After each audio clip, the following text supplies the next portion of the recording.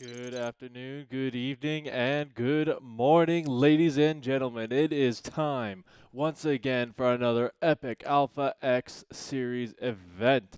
Today, we have the Alpha Scrims number 17 going on right now with four amazing players in Ragnarok, Nice, Breaking GG, and Zound. So a bunch of great talent got about to start hitting it off today. But I mean, before we get into all of that, thank you all so much for tuning in. Like I said, we got some amazing StarCraft going on, but we got one problem. One of our players is not online, so we're gonna hit him up while we get ready for these matches. But I hope everyone is having a fantastic day right now because we have, like I said, good a good StarCraft. It's 1 in the morning here, but you know what? StarCraft never sleeps, and neither do the StarCrafters. And let me see if there is some information I can pull up here because these two, Ragnarok and Nice, and they're pretty even in terms of their stats. A little bit of chatting going on.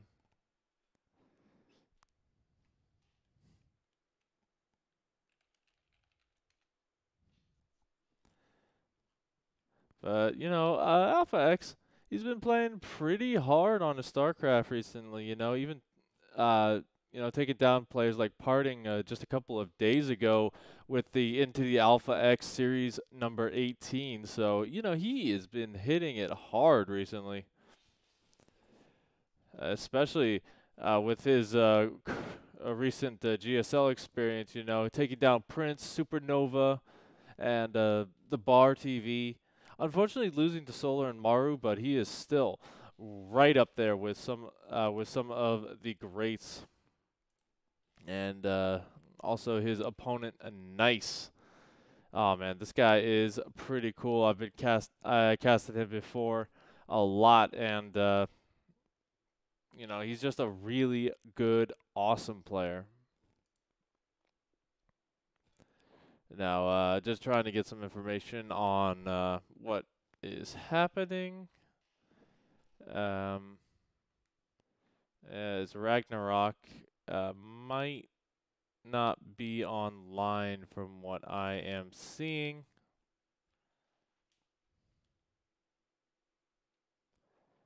Do do do.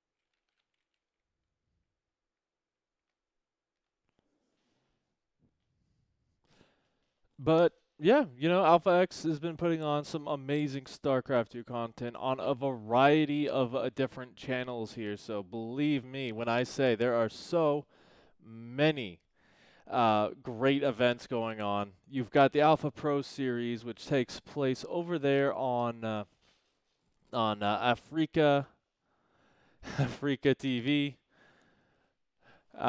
You have obviously all the great content here on Twitch, and they have been doing a little bit of work over on Trovo.live. So if you want to check them out there, uh, excuse me, Trovo.t.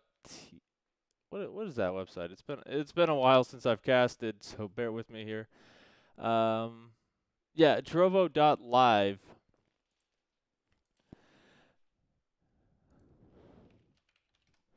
So yeah, Trovo.live, they got some amazing StarCraft 2 action going on over there as well. So a lot like I said, just a lot of great channels, a lot of great ways to support. Obviously, we have many different Matcherino pages that go straight to the players. And also, if you want just to support the channel as itself, there's a lot of great ways to do so. They've got some amazing merch on their Matcherino page, as well as just the easiest way to do it.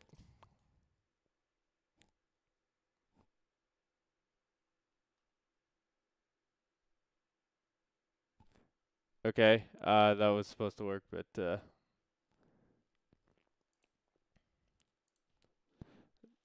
oh, that's why.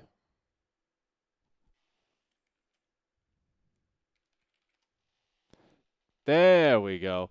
That is a way you could do it right there as well. Subscriptions help out the channel, help out all these event series. Now, we did have. Now, I was talking to Sushi and letting him know that we could start with the second match if Ragnarok is not online, but Breaking GG is playing against someone as well. So I apologize for the delay, ladies and gentlemen.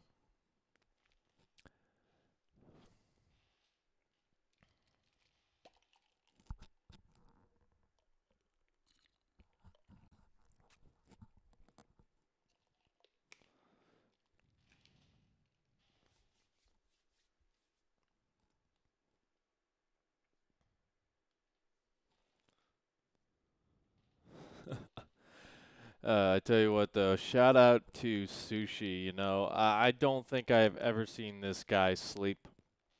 Right now, he is hunting down players, which is, you know, I've been doing like esports event stuff for a while, and one of the things that's always funny when you have uh, like players that don't show up.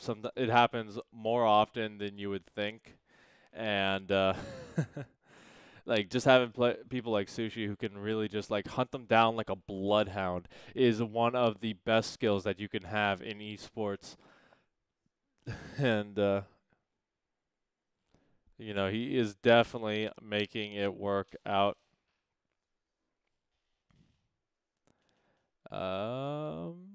He has returned to us. Uncle Slim, we're trying to get these games underway. Like I said, a couple of the players have decided not to show up just yet. We're trying to find them.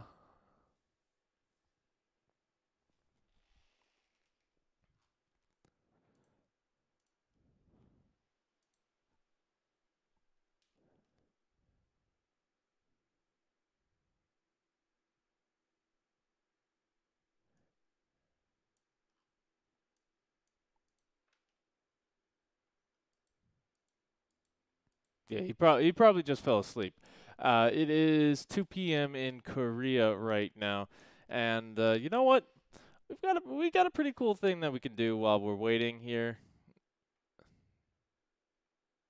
So I am going to let you guys know some of our plays of the day. So check them out.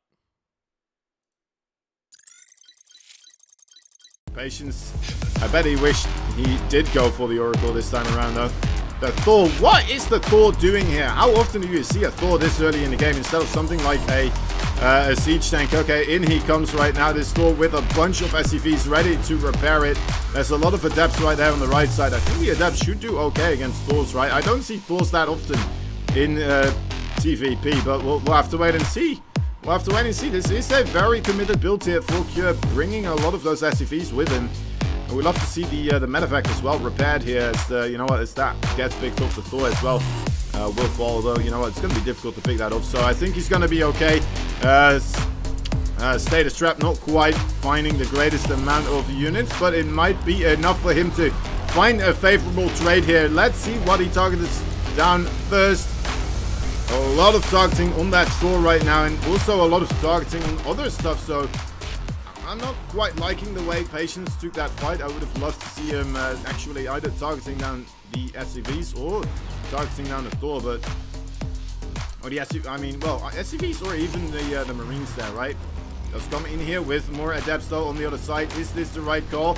Ah, nope. The GG is called. didn't have the stuff anymore, and Cure with a crazy build.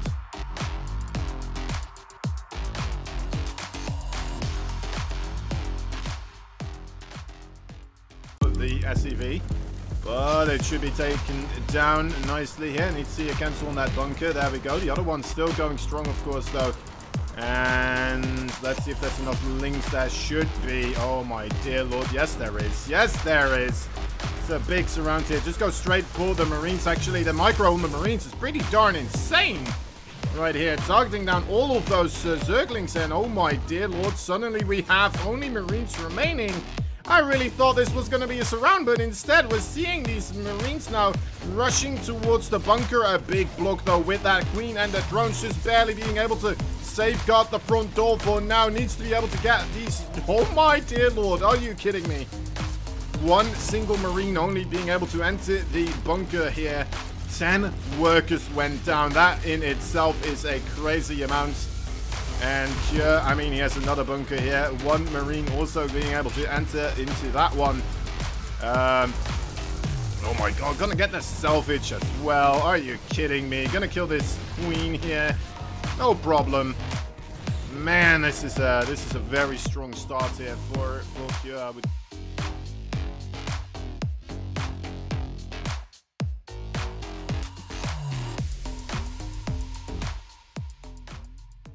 Sees that the army is on the low ground there near the third base. Runs a little bit of a pathway for the War Prism to deploy a bunch of those zealots. And oh my dear lord, look at that warping right there in the main base. The Stalkers here jumping right on top of that siege tank, trying to take advantage of this situation. And I mean, doing a pretty good job so far. Does manage to get the command center here up in the sky. The Blink Stalkers may want to just continue onwards with their onslaught here into the main base. The Zealots as well, providing a good buffer for some more Zealots being warped in continuously. And Zest, you know what? He has stopped producing anything. This is actually quite a committed attack here. Let's see if it's going to pan out in his favor. The Zealots, oh great Widowmine hit there though. Let's see what is still remaining. There's still a siege tank and a Widowmine on the low ground there, and the siege tank hasn't been shooting at all whatsoever. You know what, guys? I think Zest may be doing this. GG is called.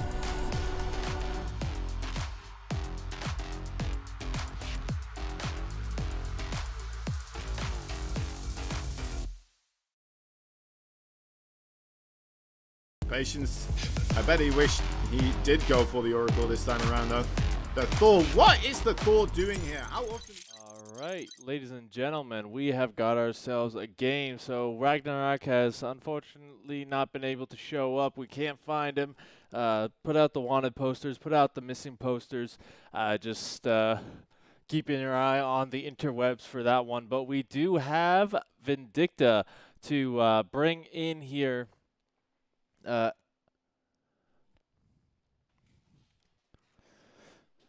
To take his place, and we're going to be hopping into our first map of Eternal Empire.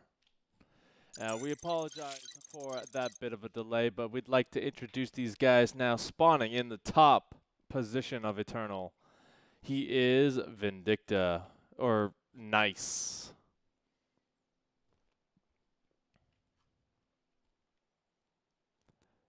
And his opponent down here. In the bottom position, he is Vindicta.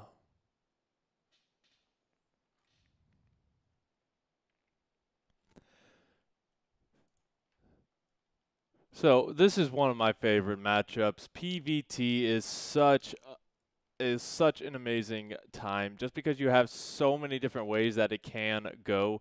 You got so many different innovative ways from both sides on how to play against it, and even there's just so many good strategies and so many good kind of tactics that have come out especially recently, and it's just really cool to see how it kind of evolves as a whole. And one of the big things, as well as Nice and Vindicta, these are two completely separate kinds of players here. Nice being Taiwanese and Vindicta playing on the NA server. You just have so much to figure out in these kind of in these kind of games, in these kind of series, and you only really have a minimum of 3 games to do so. Now Vindicta, he is very terrified of any kind of proxies on this map, so he is going to be scanning around, just making sure.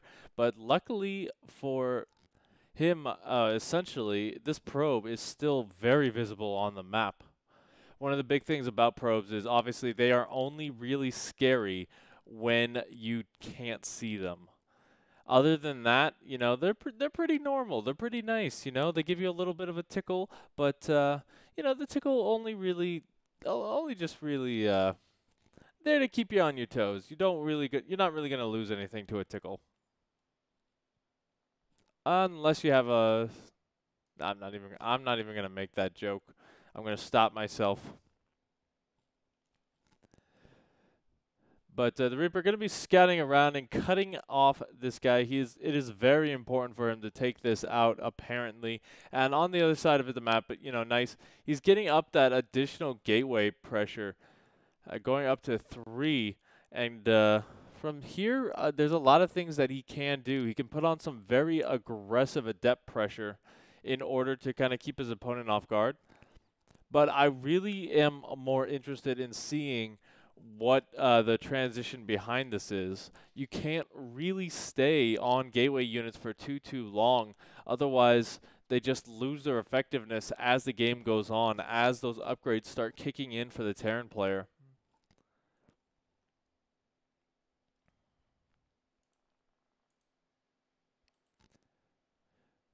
Now Vindicta, he's got a bit of an inkling that something is going on here. He hasn't really been able to scout his opponent just yet, but he's got the Hellion already up. Not the best decision, as that can get taken down by Adepts really quickly, actually.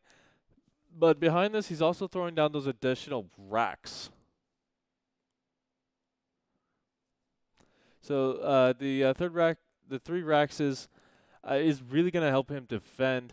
He does see that more Adepts are being warped in on this side. He did not scat the pylon, but he kind of knows because of how many Adepts there are. But the SCVs being pulled to the bunker, so he's only going to lose 2 right now. So far, he's doing an excellent job of kind of just mitigating the damage while also getting a little bit of a poke there on the Reaper himself, although he would like to start getting some kills there on the other side.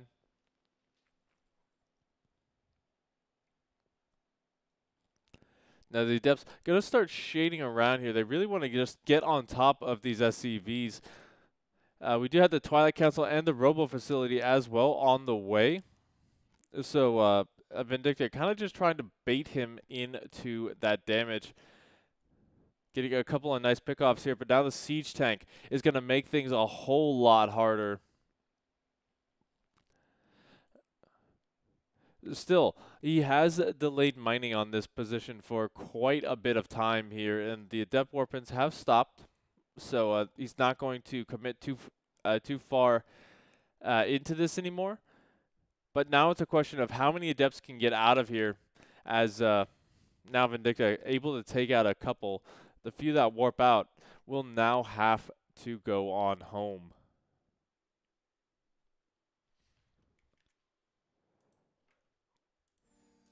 I've got to change my hotkeys so that we can actually get game audio.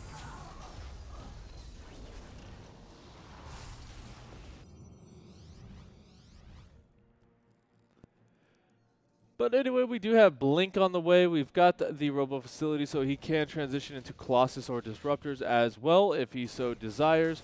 But Vindicta, he's looking pretty scary with this army here, looking to kind of get some counter damage done.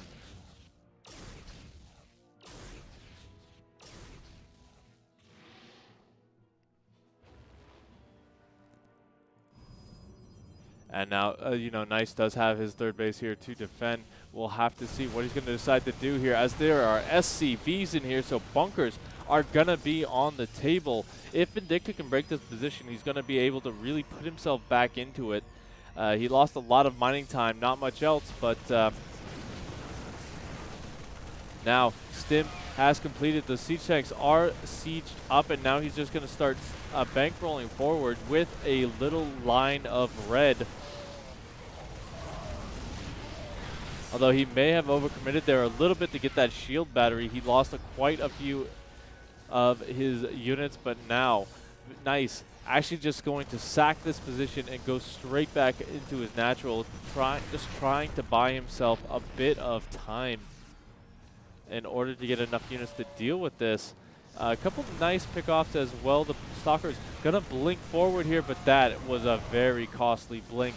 A lot of those Stalkers going on down, although right now Vindicta not able to get any more kills here as he was not paying attention on the retreat. So now he is just gonna get on out of there with a small bit of a drop. Gonna be going in there, trying to get some damage done in the main base on the other side of the map.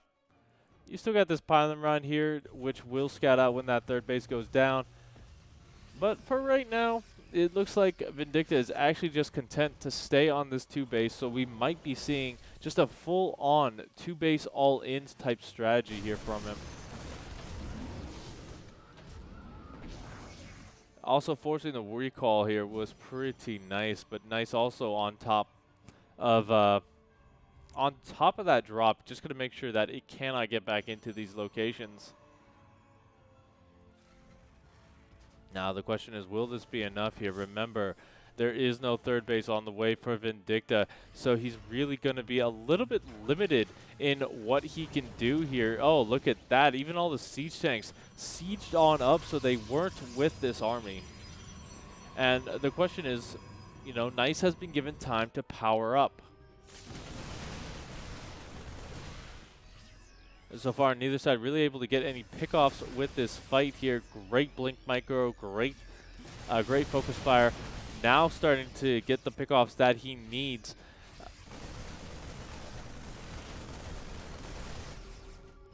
But now here we go. The Stalker's actually going to be able to get into the back here. A huge SCV pull as well.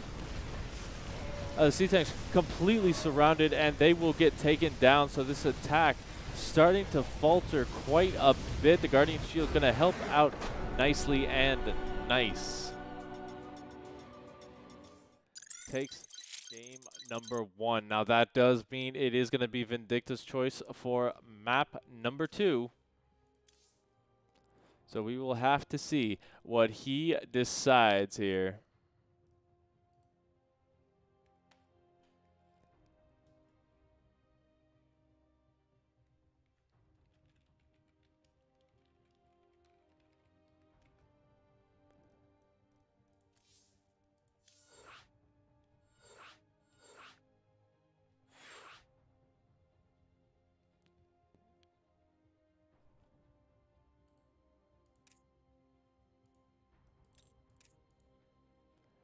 Alright, let me get these boys in the lobby.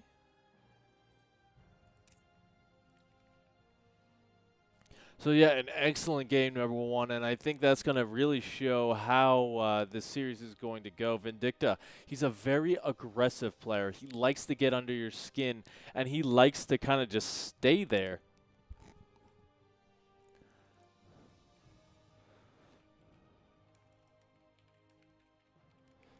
While Nice, once he gets up to that critical mass, he's just very difficult to deal with. And let me see what's going on in chat while we get a go here. Thank you all for tuning in. I know it can be late for some of you. I know it's early for some of you, and I know it's right there smack dab in the perfect time to watch for some of you as well. But it's always great to see you guys here. And oh, Wardy called us out. That's pretty awesome.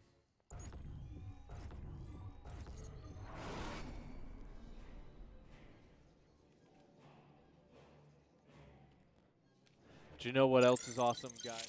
We're hopping into game number 2 on Death Aura spawning.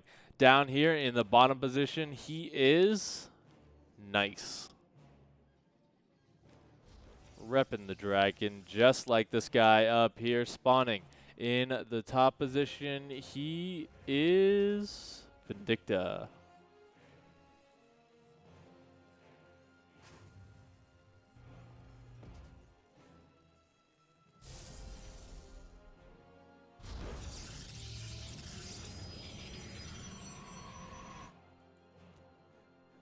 So one of the big things is there is quite a bit of StarCraft 2 action going on these days, which has just been incredible, even when it has to be completely online because nobody wants to touch each other anymore. It's just very fun, very action-packed, and I think all the players will agree that there's just too much to do. I'm sure that they get asked every single day, hey, can you do this one? It's like, no, I'm doing 6 other events that day because you know what? Why the heck not? I can't go outside, so might as well. Now Vindicta, he's going to be getting a bit of a scout out here. And unfortunately, this guy is not going to be social distancing at all. He's just going to get right up into your face. And get a nice little scout around. Just make sure that, honestly, he wants to see that the cybernetics core is where it's supposed to be. He would love to see just the number of pylons here. That's a very big tell whether there's going to be some sort of proxy or not. But he's not gonna stick around to find out. And instead just gonna go on home with this while the Reaper gonna start hunting down that probe.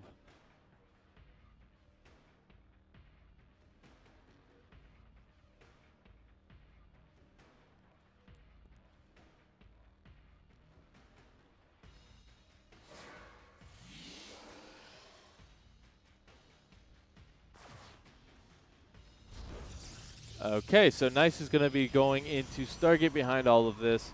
Stargate is pretty good on such a large map. I feel like this is a good, essentially a good choice here. We'll have to see whether he decides to go into kind of that Phoenix style, which is really good for the later stages of harassment, or if he'll just stick with the tried and true Oracle, which is almost guaranteed damage if you don't have enough units on the other side. The question is, what will the response be from Vindicta? Obviously, he does want to get a scout out of this. Did this guy actually commit? He did, so he knows it's there. And that's going to help him out a lot. Now, he also does see that there is a probe hanging out where he probably shouldn't be. And that's one of the things as well, is now that he knows that there's a probe somewhere out there, he is going to have to respond to that. He's going to have to scout out what is being thrown down. Oh man, throwing down the mule right in the face of a couple of adepts. That is a very choice move here. So Vindicta going to be playing it very, very safe here as well with this. He just wants to make sure that he's got the Cyclone, the Viking out, to make sure that he doesn't lose anything to these Oracles. As you know, any early game damage is just very hard to come back from.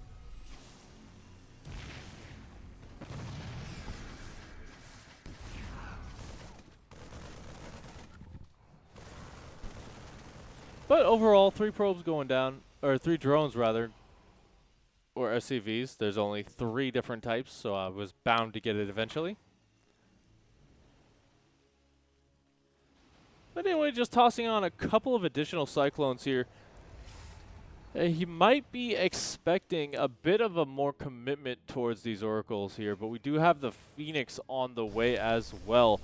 And now one big thing here for Nice is he is going to kind of have to keep Vindicta in his own base in order to do this, as it is very expensive to make this amount of Phoenix, this amount of Oracles. So really, he's not going to have too many other units back at home. And if we take a look at that army supply, you can kind of see that Vindicta's almost double at this time because of that.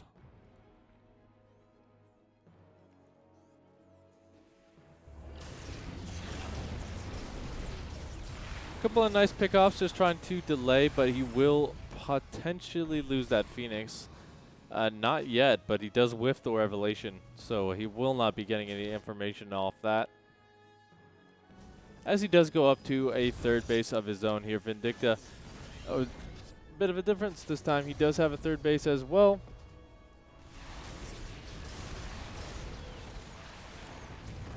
And there we go, finally losing a Phoenix. As nice. Just trying to keep his information up. I love spreading around those pylons just to make sure that he sees where his opponent's coming from.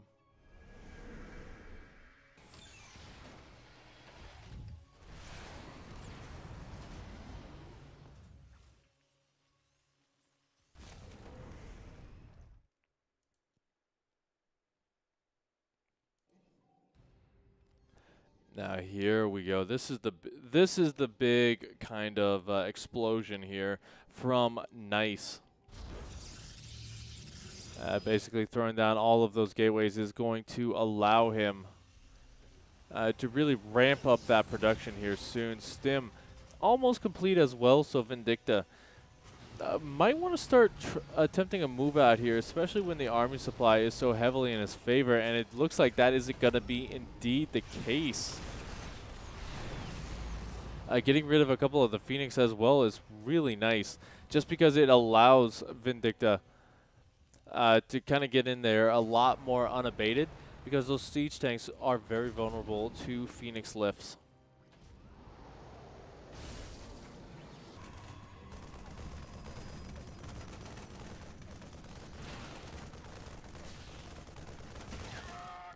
I don't know how that guy thought he was gonna go, but there you go.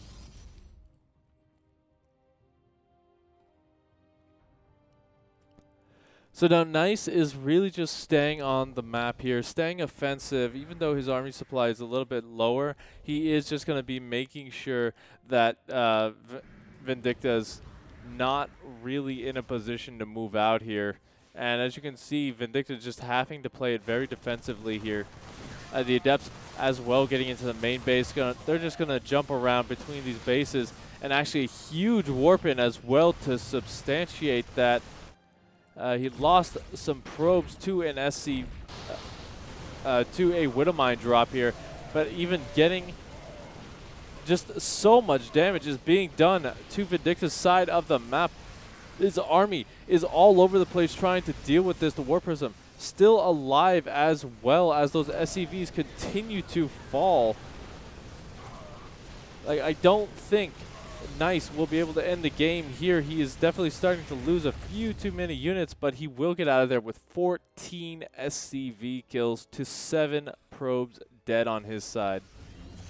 Those are certainly trades that I would be happy with as Nice. It's just going to come down to, will he be able to get more done? He is not letting up anytime soon here. He is just pulling Vindicta around.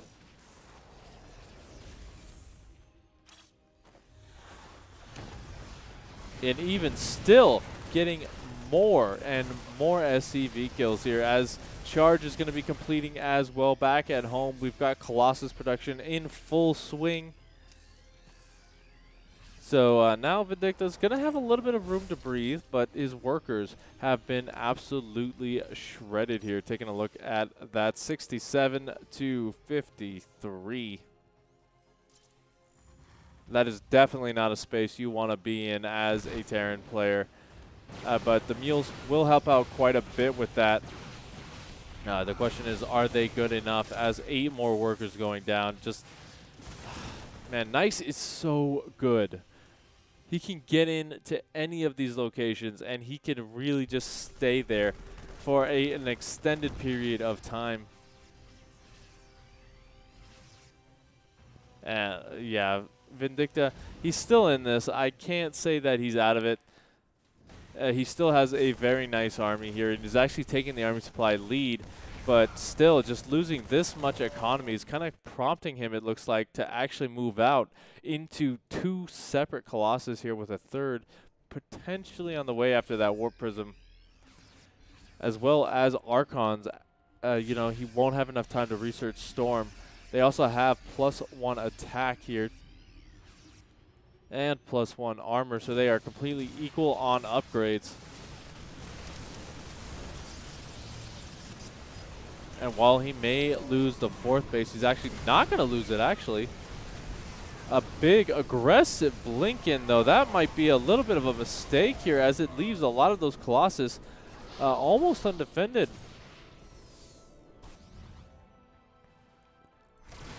Liberator as well, going to get some damage done. 9 more workers going down. So Vindicta is getting the damage, is getting that counter damage done, which is pretty important. But he is forced to go on back home here as well, since Nice is going to be on the attack once again. I just really hope that Nice does not overextend here, because that can be very lethal for him. EMP going down, going to get a lot of the energy off of those sentries. That's going to be pretty important.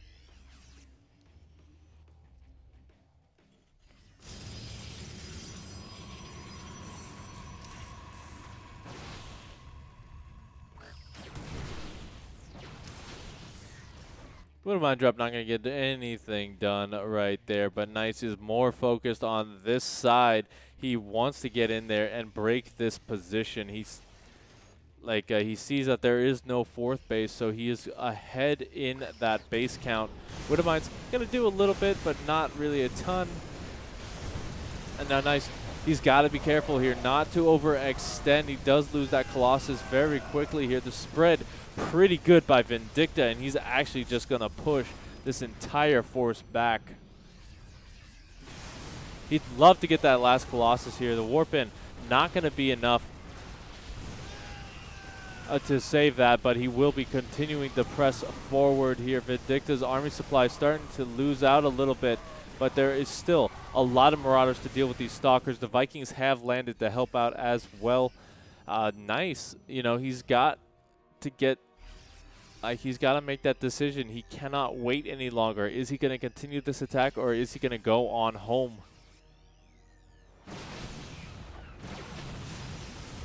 Getting a couple more kills here, but the Zealots just able to give these Stalkers free reign over everything. The static shockwave EMP enough to take out all of the shields on these guys, but the next warp in of Zealots I think is going to break this location a little bit easier for him.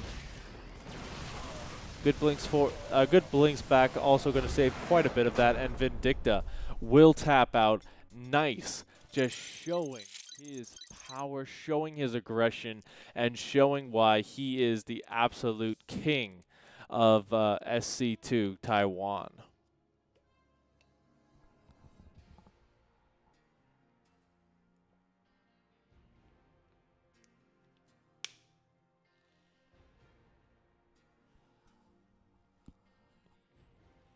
Now Vindicta will get the next map choice as well, because it is the pick of the previous. I don't want to say loser. Vindicta's not a loser, man. He's just tactically leaving these games after taking a lot of damage, so that he can prepare himself for the next one.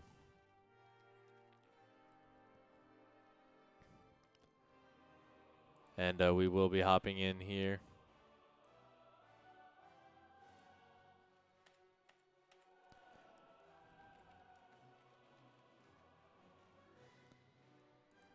And this is his potential last one. Remember, this is a best of 5 series. So these guys, they're going to have to fight it out pretty hard in order to stick around. Currently, we are... you know, I don't think there's really necessarily too much of an advantage, but I would like to point out that we are playing on the Taiwan server, because that is the best ping.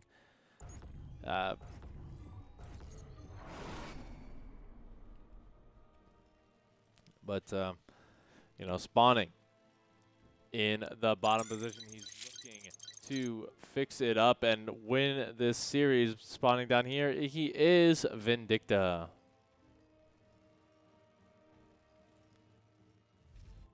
His opponent up here in the top position, looking to close it out and end this Terran's dream.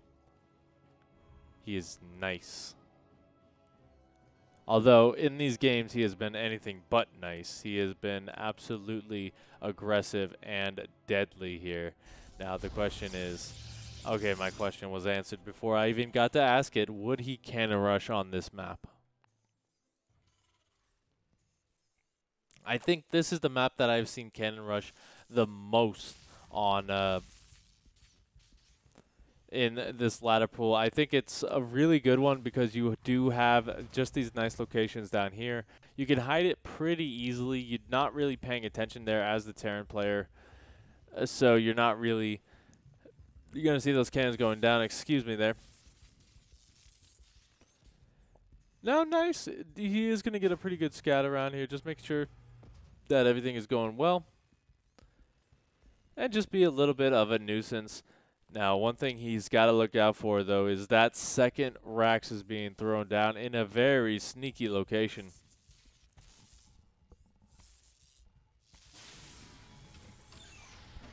Vindicta is not mining that double gas, however, so I don't know if it's going to be like Mass Reaper style. That's really going to be up to him here pretty soon. And he is just faking the fact that he wants to go out for a second CC. That is actually hilarious. Really nice play just to get this guy out of his base. And yeah, there we go. It is actually going to be double Reaper. The question is, how hard is he going to commit to this? I think this is one of those strategies where you do need to do a lot of damage very early on. Otherwise, this is just going to really snowball into Nice's favor, and I think Vindicta knows that as well. So he's going to do what he can. Now, Nice, he's got an inkling that something is up. You know, he's not silly. He knows that if he hadn't seen the factory, which he did not, that something might be out on the map.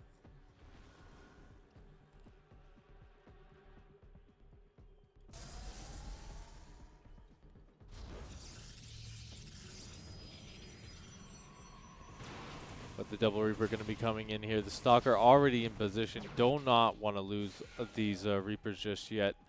He did stop at 3, which is kind of a good number there. I'm really glad that he did. Although he did lose one there to the Adept. That was a nice pickoff.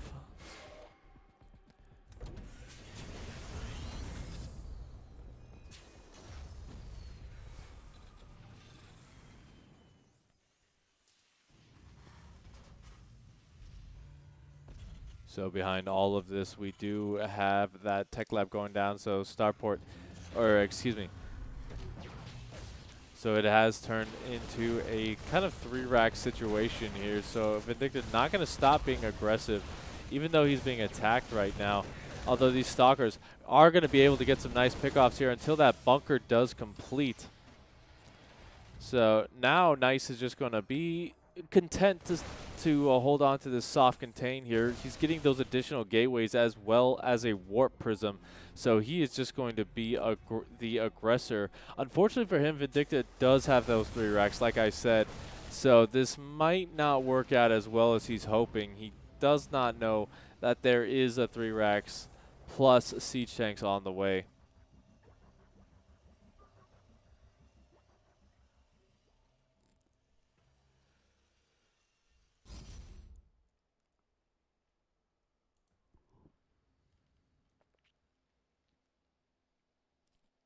Actually canceling Stim as well to go for that concussive shells just makes himself a little bit more powerful.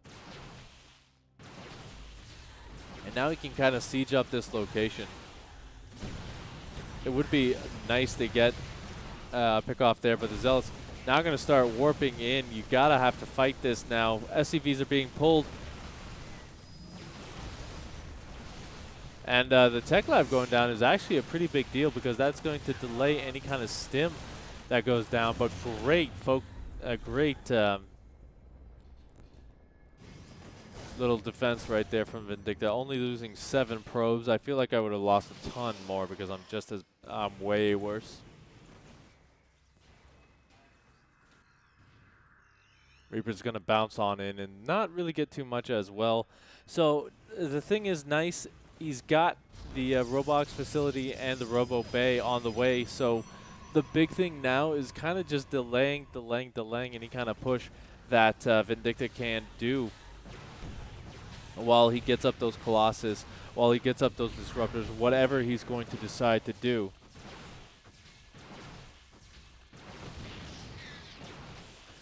But now this is actually just going to be a big prompt for Vindicta to move on out. He knows that there is quite a bit of Nice's army not out on the map, or not back at home to defend, so he's just going to hop right in there. A couple of shield batteries. He's going to have to pop that massive shield overcharge here soon. But already he's taking damage back at home. He's finally cleaned up that War Prism, but now this attack's starting to falter a bit. He is trying to get on top of those siege tanks, but the thing is there is nothing left here. Little stream of reinforcements might be enough, but now there's Immortals on the field. And that is actually just going to be it. Vindicta sees the writing on the wall, and Nice will take the series 3-0. Epic series there, ladies and gentlemen. And I know you guys are thinking, oh no, does that mean there's no more StarCraft 2 today? No, that is not what it means. Because the big thing is we have more players to play.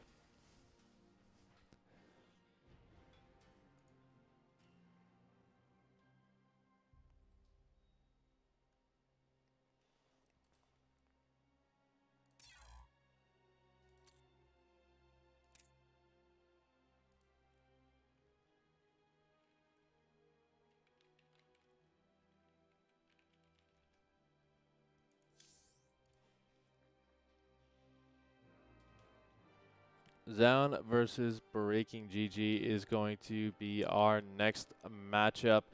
Looks like Breaking GG is just finishing up something. Might be another StarCraft 2 event because there is just a ton. Oh, it's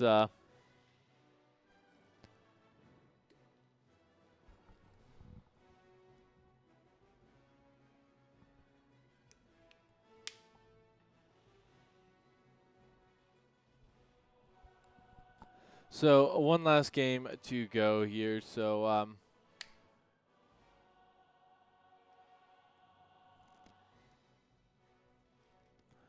right, so we got a little bit of a delay here. So while we're getting this set up, I'd like to thank you all for tuning in. But you know what? There are just so many good StarCraft 2 games that, you know, sometimes you can't catch them all. That's what play of the day is for. So guys, let's show you what we got. Patience. I bet he wished he did go for the Oracle this time around, though. The Thor. What is the Thor doing here? How often do you see a Thor this early in the game instead of something like a siege tank? Okay, in he comes right now. This Thor with a bunch of SCVs ready to repair it. There's a lot of Adepts right there on the right side. I think the Adepts should do okay against Thors, right? I don't see Thors that often in TVP, but we'll have to wait and see. We'll have to wait and see. This is a very committed build here for Cure, bringing a lot of those SCVs with him. And we'd love to see the medevac as well repaired here. As the, you know what, as that gets picked up the Thor as well. Will fall, though. You know what, it's going to be difficult to pick that up. So I think he's going to be okay. Status Trap not quite finding the greatest amount of units, but it might be enough for him to find a favorable trade here. Let's see what he targets down first. A lot of targeting on that Thor right now, and also a lot of targeting on other stuff. So I'm not quite liking the way Patience took that fight. I would have loved to see him actually either targeting down the SCVs or targeting down the Thor, but or the SCV, I mean, well, SCVs or even the Marines there, right? Does come in here with more Adepts though on the other side. Is this the right call? Nope. The GG is called.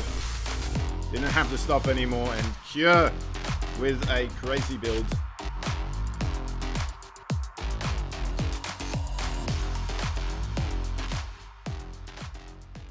The SCV. My name is Rushy, and this is a 1-minute tutorial on how to create your own Matcherino quests for your online events. Let's get started. Go to Matcherino.com and click the sign in button in the top right. You'll need to link an account to begin. I use my Twitch account because it's the most convenient for me, but you can choose which one works best for you. Once you log in, click your username in the top right and select Profile. Along the left side will be a place to select Sponsor Quests, and you've arrived. Click the Add button and give this quest a clear title and a sleek image. Your quest can be attached to all games, but one option to better reach your audience is to limit your quest to games that fit your specific community. You can also target specific audiences by whitelisting specific countries, or by blacklisting specific countries so they can't see your quests. You can also set specific actions that your quests require, such as website clicks or Twitter follow. Doing all of this will get you great-looking buttons that your fans can interact with on your Matcherino pages. Use the Analytics tab to see how your quests are doing and what works best for your community. Every click counts. I hope this video helped you start your Matcherino quest. Thanks for supporting Matcherino. Now, let's get back to the action.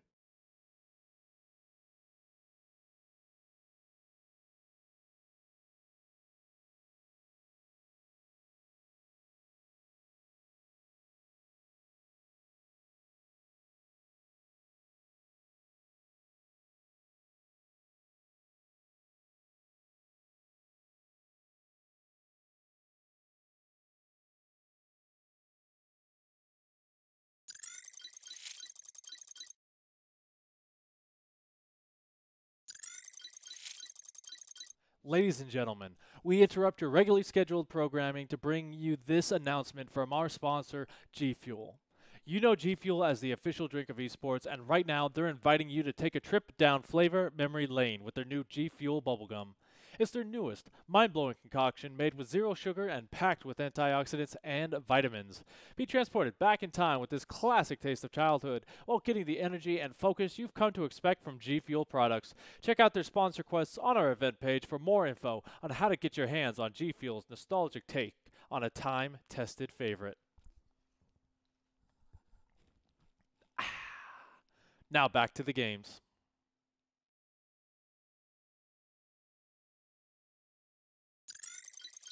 Gentlemen, so the big thing is, also sorry about putting on stuff. It got really cold in here all of a sudden. I think my AC is working overtime during the middle of the night.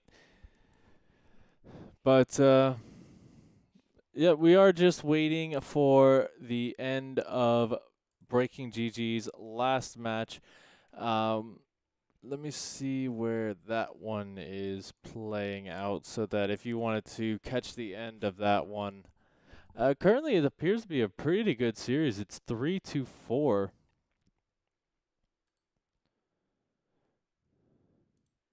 Yeah, and that's actually playing over on our Africa TV channel, play.africatv.com/alphaxsc2.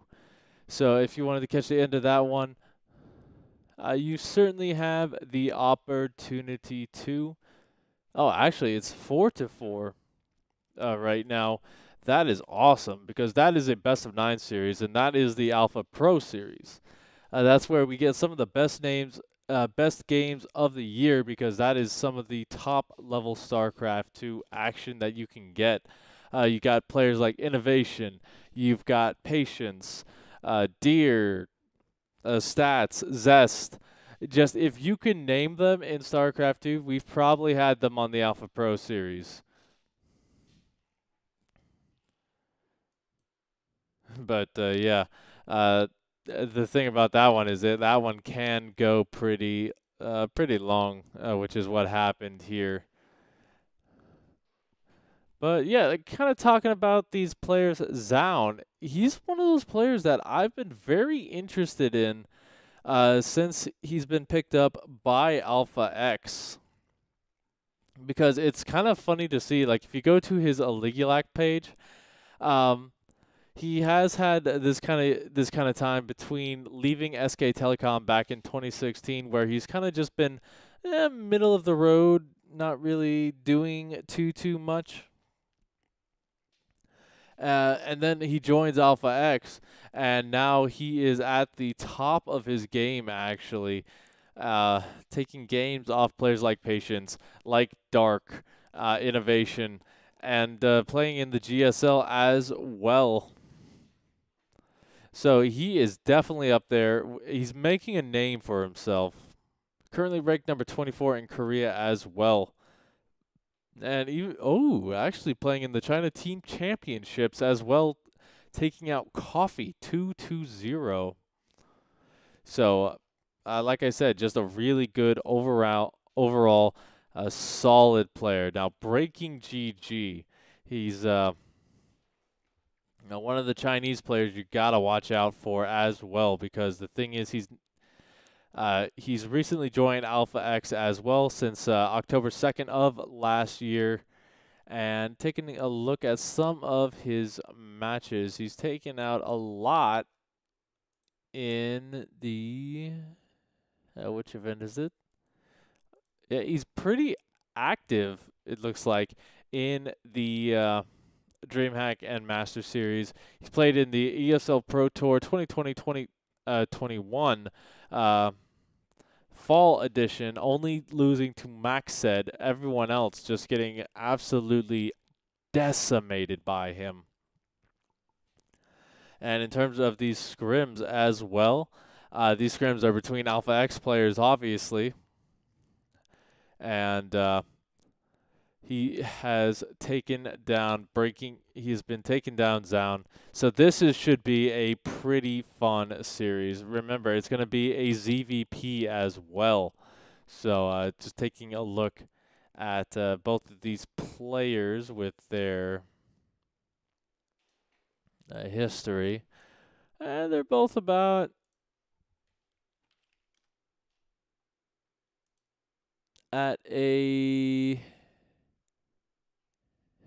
about a 45-48% win rate versus these guys, versus those two races. I'm just excited to see it, and I know you guys are too.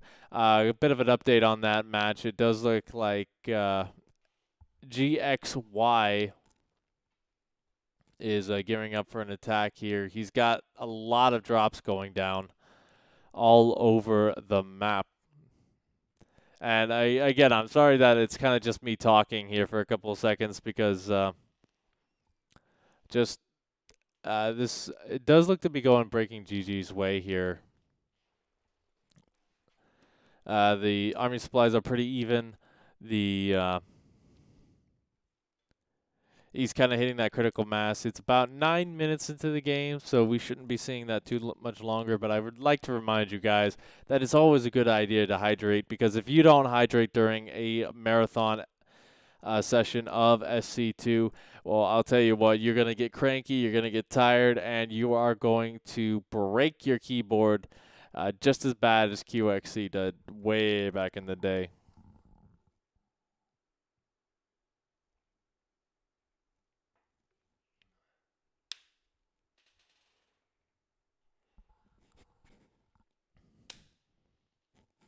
But I'd like to thank you guys so much for tuning in as well.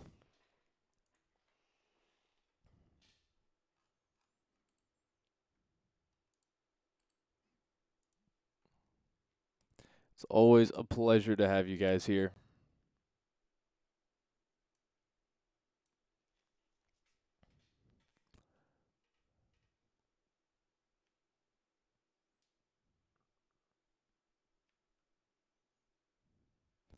Looks like Breaking GG is getting sieged up here, but on the other side of the map, he has actually just started an absolute decimation of his opponent's base. GXY starting to falter on his side, losing 20 workers.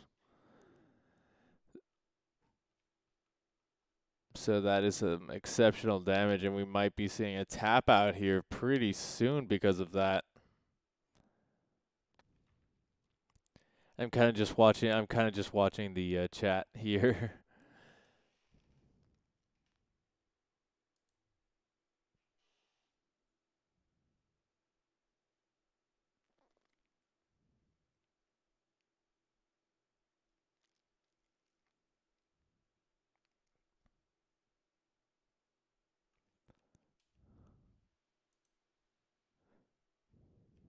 Let's see.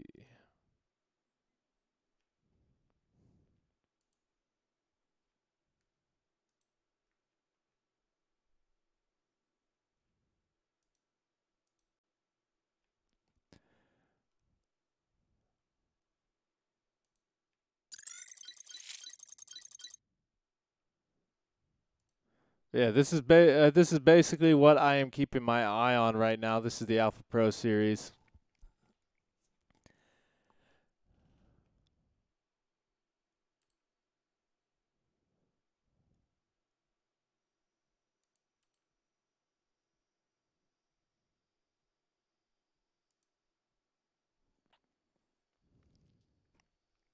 And that is going on over on the Africa TV. Both players continuously being maxed out.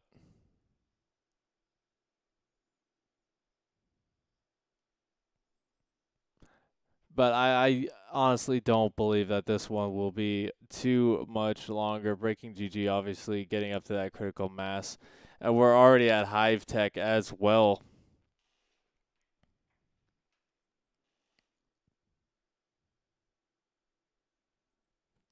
And plus, he's just gotten so much damage done that XGY is down to 48 workers, so his economy is just in shambles. Especially losing that base would have been critical mass. But he's currently Breaking GG is just all over the place with his forces, just keeping GXY back in his own base, getting those pickoffs with some very disposable units in those Zerglings.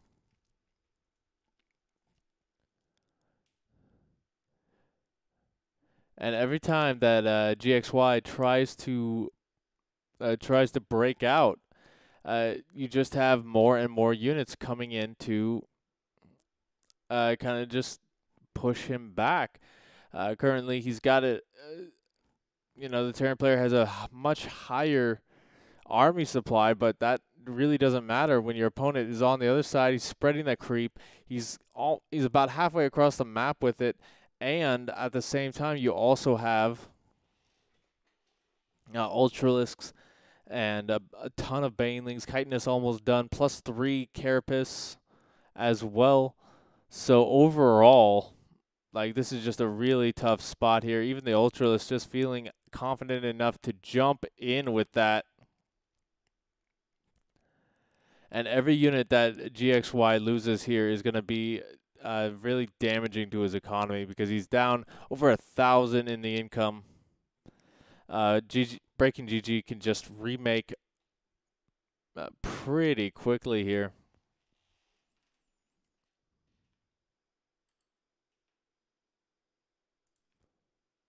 I'm going to move that over here.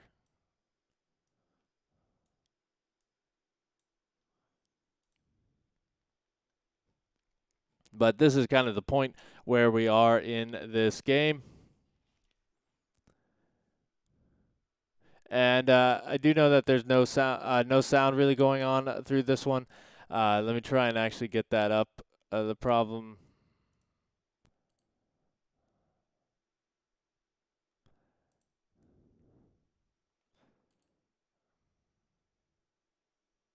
We'll actually listen to Mage for just a couple seconds.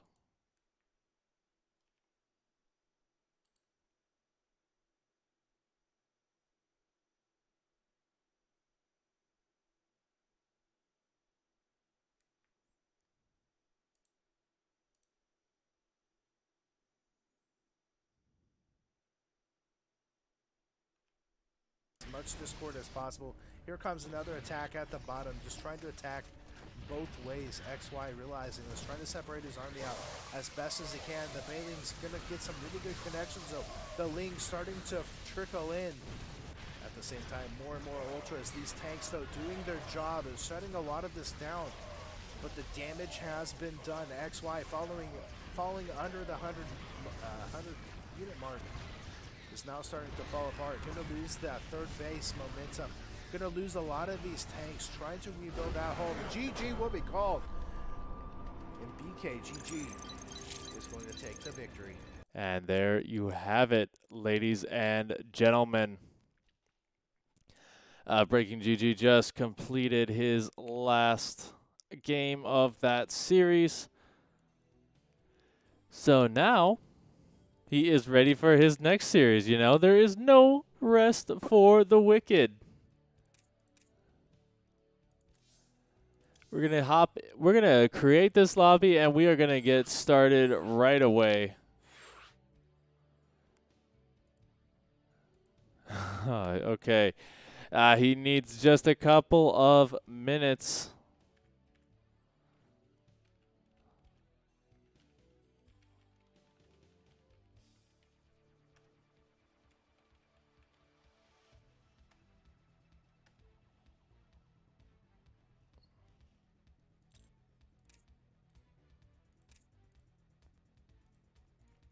But that was an incredible game, and that kind of shows you that BKGG, he is not going down without a huge fight.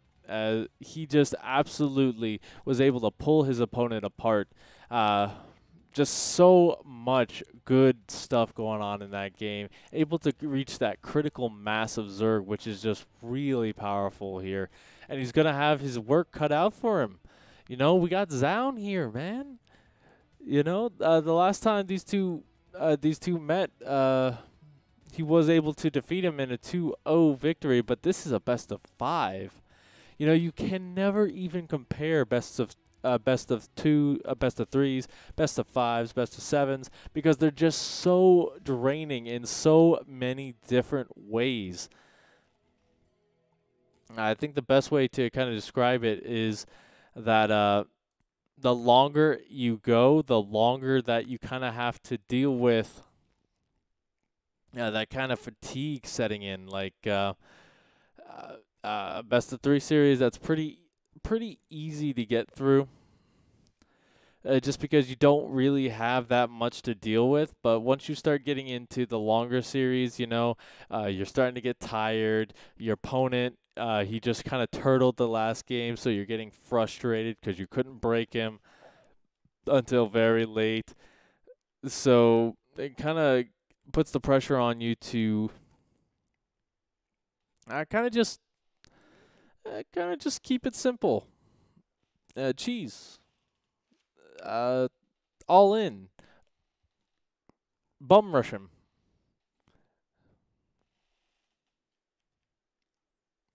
It just let's see what.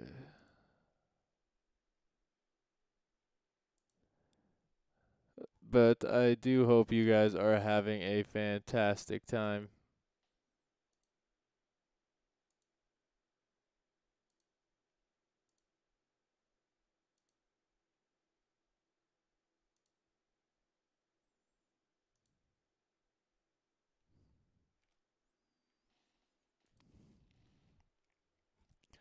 As we're just like I was said, we're just waiting for BKGG. He needs some time. That was a long series actually for him, but hey, he has shown up.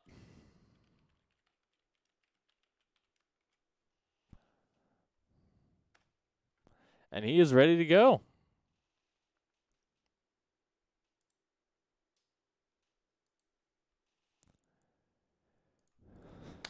So we're going to be hopping in to Everdream for our first map of the day. Remember, it is a best of 5 loser picks. I picked the first map. I chose Everdream because why not? We've gotten some pretty good games on Everdream as a whole. And I think... oh, wait. He literally just played this map. I probably should have realized that. I recognize that. But anyway, guys, spawning. Down here in the bottom position, sporting this awesome skin, he is Zaun. And I gotta ask, if a tree falls in the forest, does it make a Zaun? And up here in the top, he's got 4 letters, but he's got so much more. He is breaking GG. And I don't know if that means that he's breaking a GG, as in he's like picking up the GG and turning it into 2 separate Gs, or if he's like, if he is like switching it together to the point where it's like you can't tell it's a G anymore. And yes, I am allowed at least 2 bad puns per series as per my contract with Sushi. He didn't know it was in there. I kind of just slipped it in at the last second, but unfortunately, that is the breaks with this kind of thing.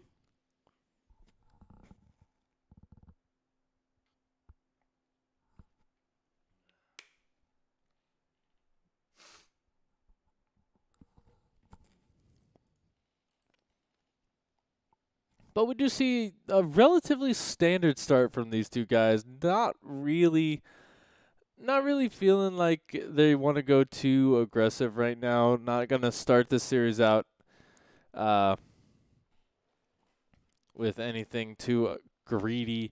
Breaking GG just going to try and get that third base down. Make sure you do let Sushi know that you appreciate his love of bad puns. I'm sure he would love to share that with y'all. You know, he's got some bad puns up his sleeve. And that is actually really cool. I really like these new skins. They're pretty cool in terms of just some of the small things. But anyway, BKGG does get that third base down. And it looks like Zaun is going to be going for what appears to be maybe a depth glaives? Because there's essentially 3 ways that he can go with this. He could get the Robo Facility down, get a Warp Prism, spawn in a ton of Adepts with a Glaives. He can do Blink, which I would not recommend because it's not really as popular. It's not really that good versus Lings, so it's not really a strategy you would see. Or he could go into DTs, but he's already answered our question. He's got Glaives on the way. Now, what this means for him is that he's going to be able to get damage done early as long as BKGG is out of position. This is a build that has the potential to snowball quite heavily, so I'm going to be interested to see if Zaun can pull it off, as he needs to start banking the minerals for those Adepts now.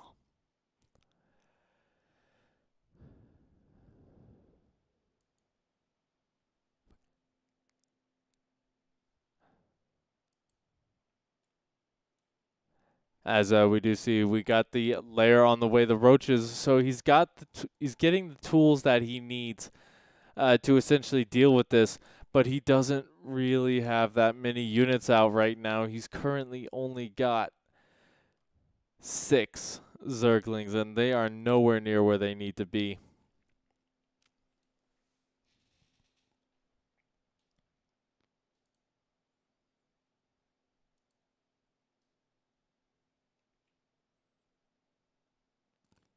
And here we go, the first big warp in. Glaive is just about to complete. He's already, like, kind of gotten rid of this location. Just going to decide to evacuate his probe so that he can essentially keep him a lot more safe. Queens coming out to fight, and they're going to tank a lot of this damage. Unfortunately, they're going to start getting picked off here if you're not careful. BKGG needs to make sure that he's paying attention here. The transfuse is not down in time. So the third base still under massive amounts of fire. I feel like Zaun could potentially have gone in and gotten some more drone kills here, but there we go. The first big warp-in is done. The Lings not enough to defend there. And so the drones are going to start to fall. BKGG just not able to really keep his units in the best position. So his economy is going to take the hit big time. Honestly, this might actually just be GG right here. Because like I was saying, it's starting to snowball pretty darn heavily here. Even just this next big wave is enough to kill off what's left of the drone. So currently only 22. Wow. Zaun, you absolute madman.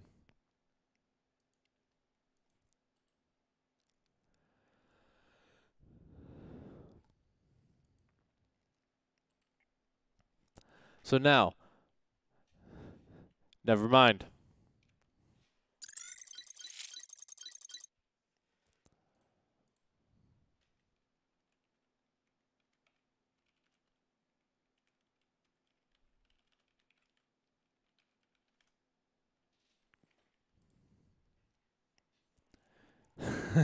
Wow. So Zaun just showing how powerful he can be.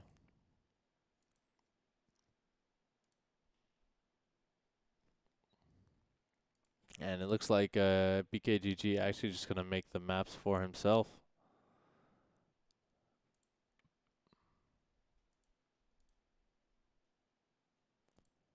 You know, he does not want to mince time at all, it looks like.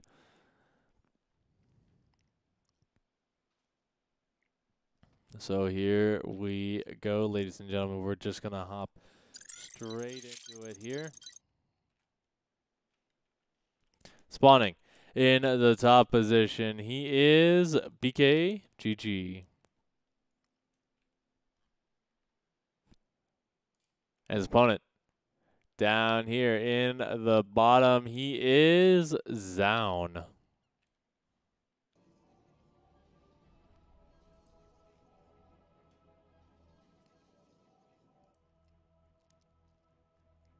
So the question is, this is a much larger map than Everdream is. So the big question will be, will we see that kind of aggression once again out of Zaun? Breaking GG, he's obviously very tired. You know, he just played a series. He literally just finished one. He is hopping into it straight in. So, you know, that fatigue is really just going to be a little bit of an issue for him.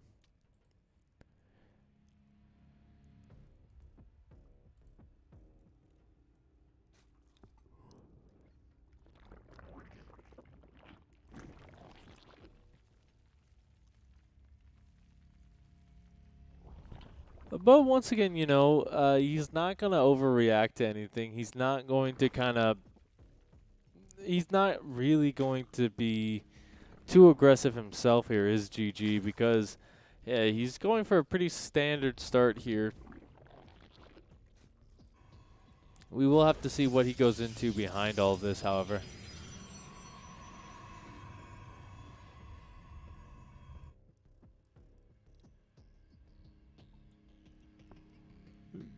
Excuse me.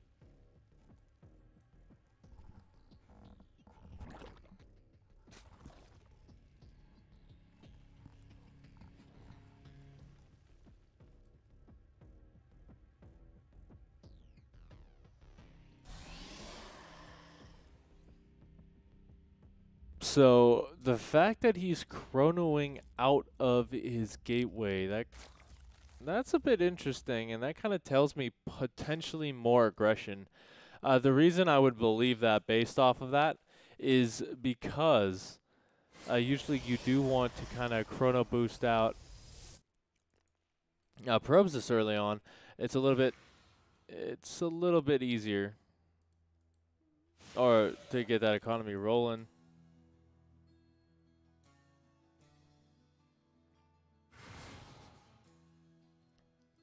Yeah, it kind of just depends on the Zerg and the toss. Obviously, when you have two players of different skill levels, it can be really hard to see whether it's OP or not. But these guys, they're pretty evenly matched here. Zaun once again going to be going for that Adept Glaive build, and we'll have to see, will BKGG kind of start the unit production a little bit earlier. Last time he was completely blindsided because he wasn't able to get into the main base and scout it out. But now he does actually have some positioning on these overlords.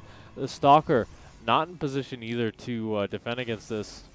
So he will be getting in, and he will be able to scout out what's coming his way. Now, once again, we have that lair.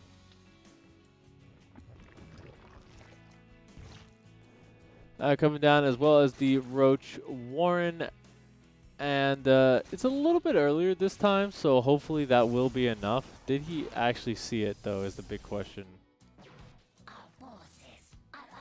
Oh, man, he actually did not see it once again. So, Zound.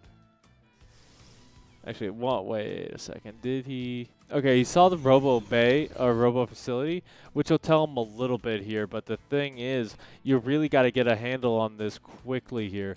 BKGG, he's got 7 roaches, which should be enough to help out.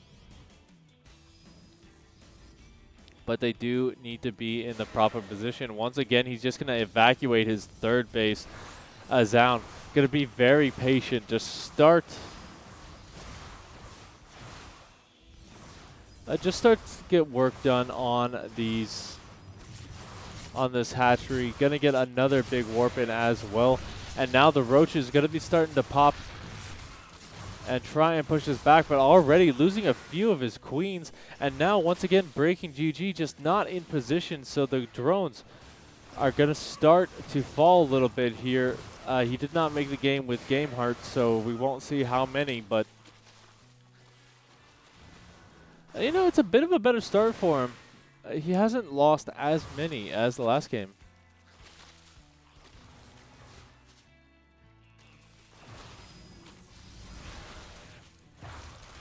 Yeah, now I do think that he's kind of reaching that defensive mass with the roaches here, that he can be in the multiple locations, and he's really gotten a good handle on this. So now the Adepts not going to get as much damage done, and they're going to just get picked off. So now he feels confident enough to send his units across the map. He's going to try, it appears, to get some counter damage done of his own. But Zound, he's not quite done yet. And already some more workers going to be falling. The question is, will Zound have enough at home to defend against this? He does have that one Immortal, which just does absolute killer damage versus the roaches.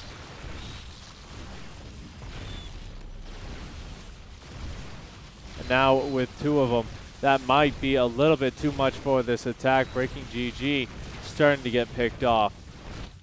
The Adepts still hanging out as well. The Roaches not able to get the handle on it. He's currently down to 29 workers. Just taking a look at that army supply and worker supply. Zound is sufficiently keeping the lead in this game.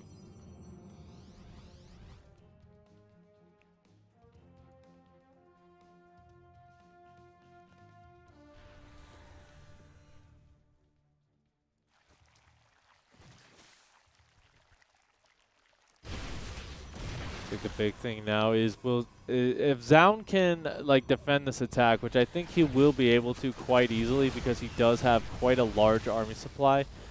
I think that's just going to be it for breaking GG. Although I got to give him props, he is fighting pretty hard here. Yes, I am. Look at the supply. I see the supply. But yeah, breaking GG. He's fighting pretty hard here. The Immortal drop, not going to get too much done. It's kind of just there to pull a BKGG back while he builds up an army of his own. That Immortal count is rising quite steadily.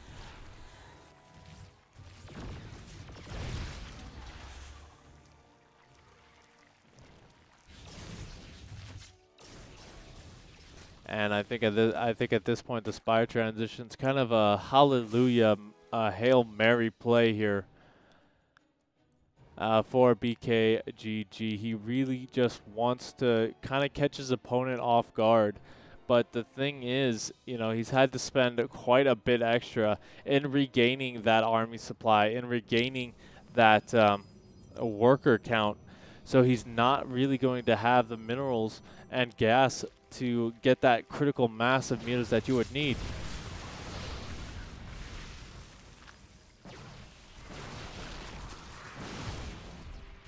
It's all right, Ariok. I'm not a very good player either. Believe me, I've definitely seen positions where like players have been super far behind like this, but then they have absolutely come back and defeated their opponents, and I'm just like, how the heck did you do that? But I don't know if this is going to be one of those times here because BKGG, while he has a lot, there's just so many immortals with this, plus the addition of the force fields, of really aggressive blink forward here, I feel. But that is going to be essentially it for BKGG. He's going to drop out of this game and go into the third game with a 2-0 deficit. Zoun, fantastic play so far here, just showing his caliber of you know, Breaking GG is a very solid opponent. We just saw him take down a very strong Terran in GXY, and now Zoun is beating him.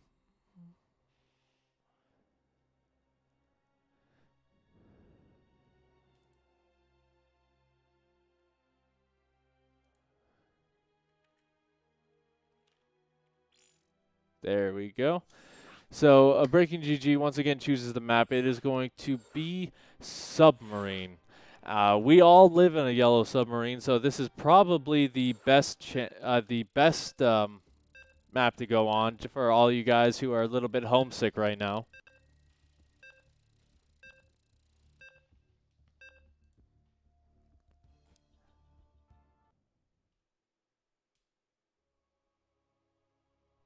Oh yeah, those splits were amazing. Just making sure that he doesn't take any damage whatsoever from those biles. Just fantastic play, and it's those small things. It's like when you're that far ahead, you can do those fancy little micro tricks. And you know, speaking of ahead, this guy, he's got a pretty good one on his shoulders spawning down here in the bottom. He is Breaking GG. And his opponent in the top, looking to close it out, he is Zoun.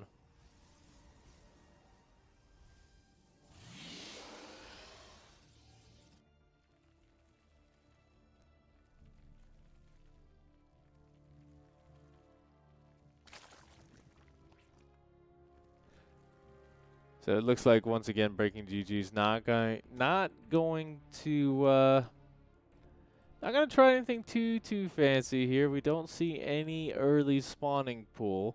He still has the potential for a lot of two base plays, but we will have to see on that because, quite frankly, Zoun is looking indestructible right now, and I don't know if you want to try and break his wall. Although I do think that might be the way back into it. Now Zoun, he's got a good scat around, but honestly at this point in the game, there's not really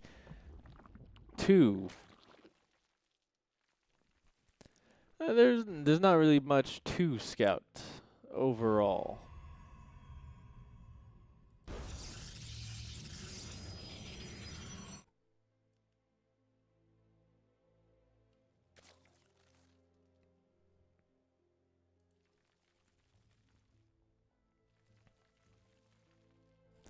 So, yeah, now that has completed, how many lings is he going to make? That's a very big indicator of what's going on.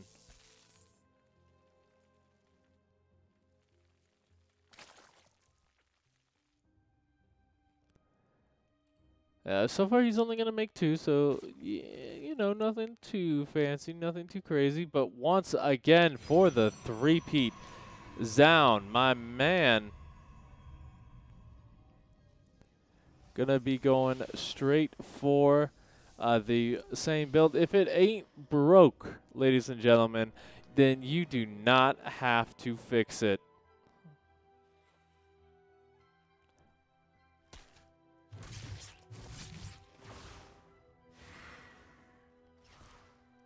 As the probe scouts out that third base, the first adept actually going to come in here, try and get some damage done.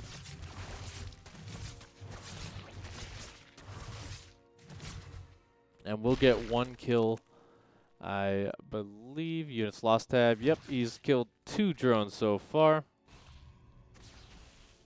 And once again, he just tries to get in here with this Overlord, but he doesn't get that OV speed early on. So that's kind of been his downfall here. Even going to supply block him quite heavily, as I don't think he actually had the larva to remake one now.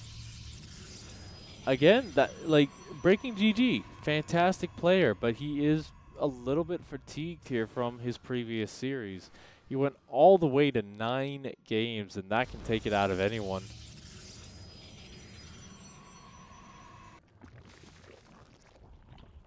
Now, remember, he did do a little bit better in dealing with it in the last game, so hopefully he will be able to kind of follow up on that.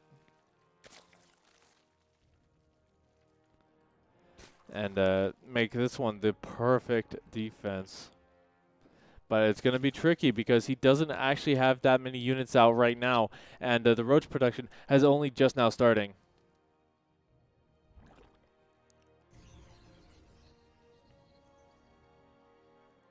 War Prism already coming across. The Adept Glaive is just about to finish up. And here we go. The roaches will finish up just in the nick of time, but they're going to be very divided. They're going to be very separated here. So now Zaun will be able to just get an additional warp in, and this additional warp in is where things start to get scary. Just look at the firepower on that as they start to take down this hatchery. He doesn't even need to bother trying to go in there because he knows there's just roaches everywhere. War Prism as well, just going to try and divvy up the forces of BKGG as he loses his 3rd base.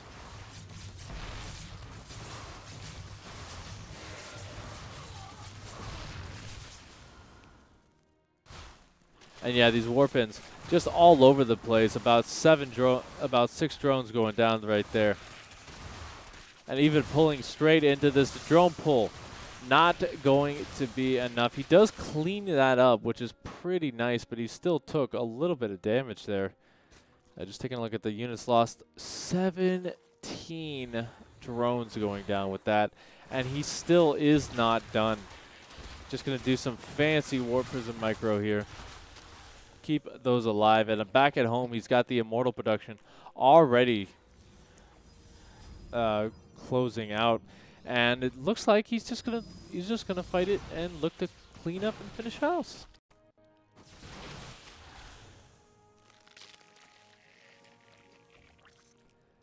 Yeah, at this point, Breaking GG needs to just make a ton of units and push his way across the map.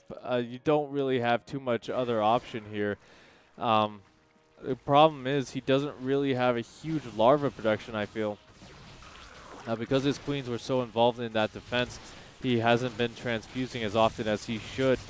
Trying to pick off the overlords as well, that's a pretty fun move. Not going to be enough to supply block him, but now Zaun is just all over the place. You've got Adepts in the natural, Stalkers in the main, and Immortals back and home, which is going to be the linchpin here. Immortals don't do the extra damage versus Ravagers, and it looks like they actually got caught here. But the Biles not able to clean them up. Just a little bit too far.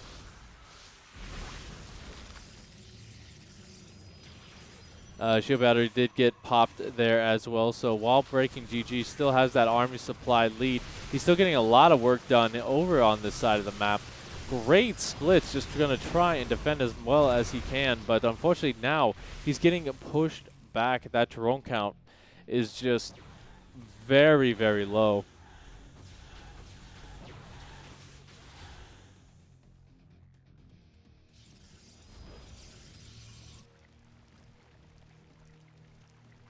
Now, Breaking GG, you know, honestly, I don't think he's completely out of it just yet, but it's going to come down to this next push of Zaun. You know, Breaking GG just needs to slow him down for a little bit here, and these are the kind of moves that he needs to make. Just get a couple pickoffs, set a couple lings around just to make sure that he doesn't take too much damage, and you know, kind of just keep Zaun on his side of the map. Let him build up to that critical mass of Zerg.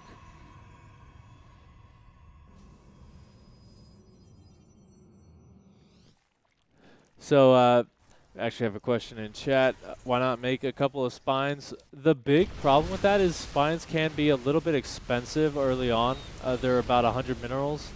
So, they're really immobile. With spore crawlers, you do have the ability to burrow a lot quicker than the spine, but the spine does take quite a bit of time, and unfortunately the adepts are just way too mobile to deal with them. You know, though, Breaking GG, he's actually got a pretty powerful army over here in Zaun. Struggling a little bit to hold on here. He has to pop that shield battery in order to keep his units on.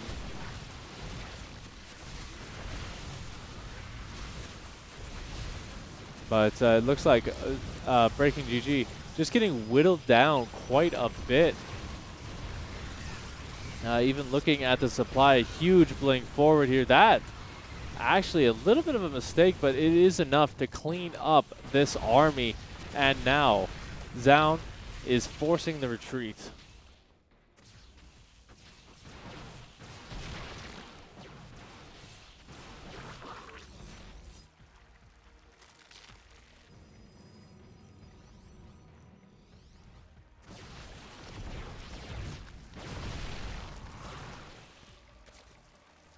Now, right there on top, Breaking GG below 100 supply. Zaun is just going to be able to clean up this base, and I think that will essentially be it for this one.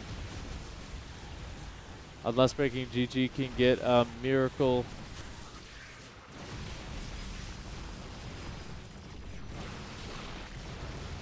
A couple of biles. Yeah, if he can get a couple of miracle biles here, but great splits going down. Just enough to clean up house. Now Breaking GG, he's fighting it. I gotta say, always props for a player who tries to close it out. But there we go. Zaun takes the third game of the series, and he will take the he'll take the crown for this one.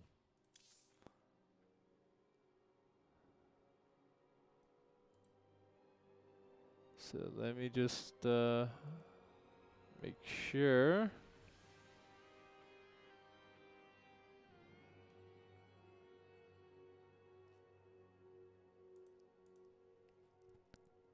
That's good to go.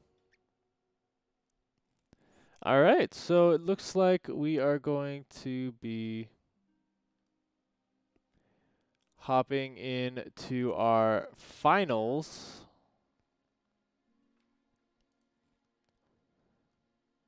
Actually, let me see what all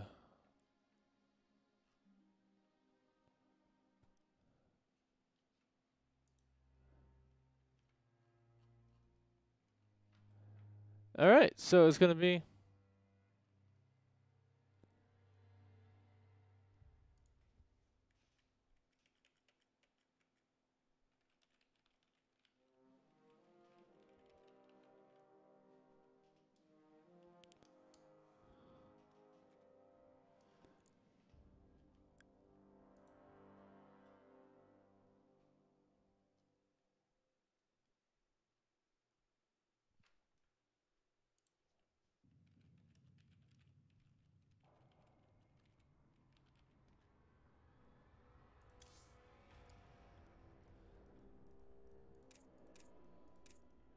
all right. So let me get the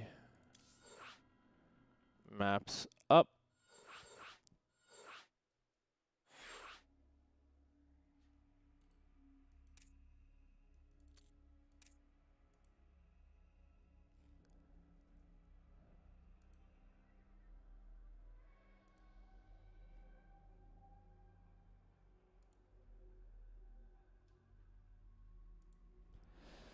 And let me get the production stuff out of the way. Sorry, it's a bit late for me. So my eyes starting to hurt.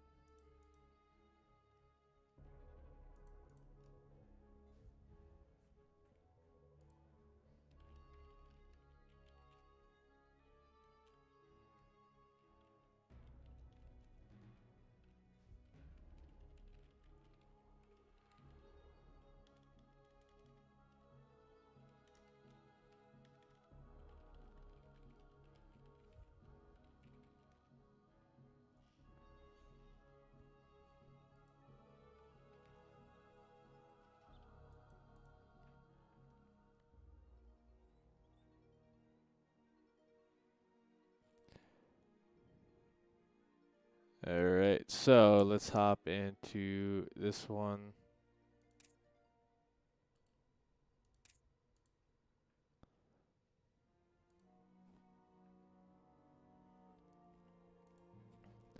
I'd like to thank everyone once again for tuning in. It's always a huge pleasure to have you guys in here.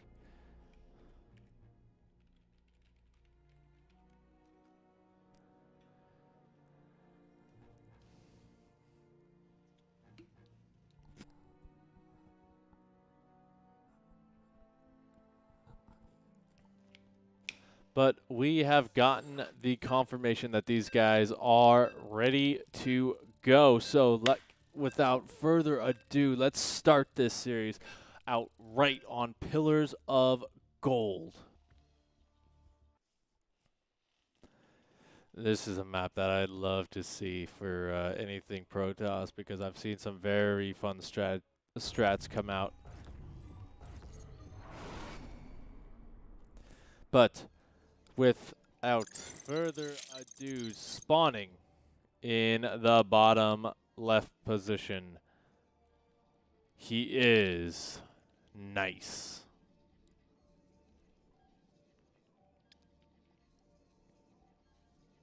His opponent in the top, he is Zone.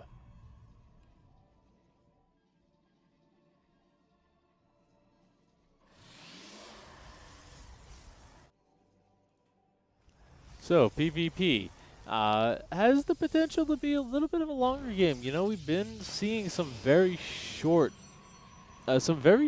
games in the previously, just because these players have been playing very aggressively versus each other. They do not want to mince words, mince time, or really just don't want to waste anyone's time. So they have been fighting it out hard. And right now we're going to see how these guys play against themselves, essentially. They are teammates, so they've definitely practiced with each other, almost certainly done so. So the question is, how much have they learned about each other? For example, Nice. You know, that's not a scouting position, you know? There's nothing out there until he's about to put it there.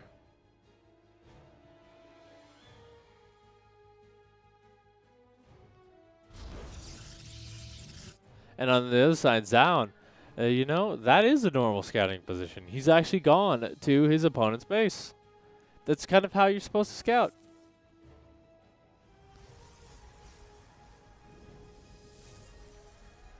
And now he does see that it is that double gateway production here. The Adepts on the way back at home, back at his own base to kind of get some damage done of their own. But now the probe being in here kind of can kind of get a little bit of a read of the situation. Even just going to try and block in those Adepts from coming out. Yes, there will be the third place match as well. It'll be Breaking GG versus Vindicta.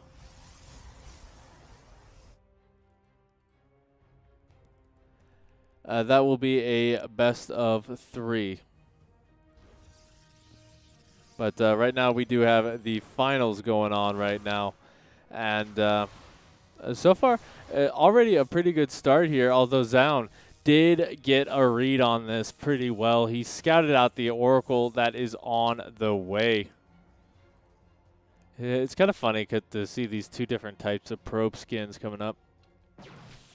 Yeah, we'll play it on stream. More than likely, I haven't heard anything otherwise that we wouldn't be seeing it on stream. I would love to catch that. DVZ is my favorite matchup.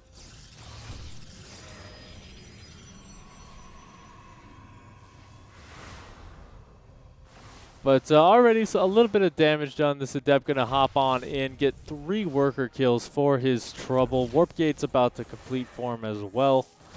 And we actually see that he's going for Phoenix play. So both sides have gone into that Stargate style.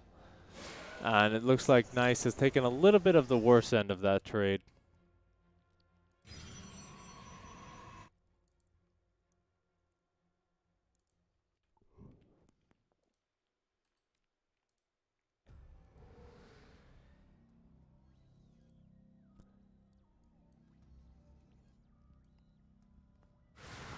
Gonna be looking to get some damage done of his own. The Oracle, that does get scattered out and actually hit pretty early here. That's shield battery is going to help out quite a bit as well. Just a really solid defense here from Zound so far. Nice, not really able to get in there and do what he needs to do.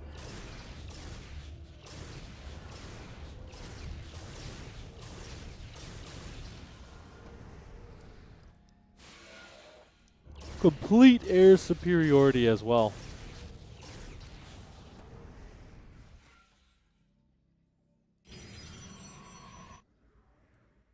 This is actually pretty good for him, getting all of these big, expensive pickups here. Nice. Not able to defend against this super efficiently.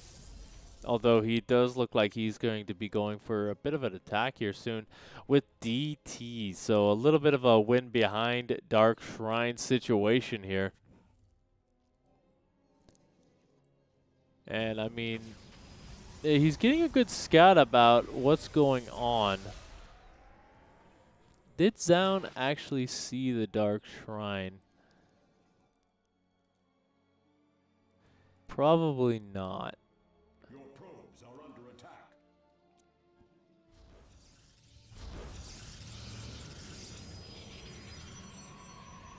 Yeah, but I mean, the big thing is he's got the observers already on the way.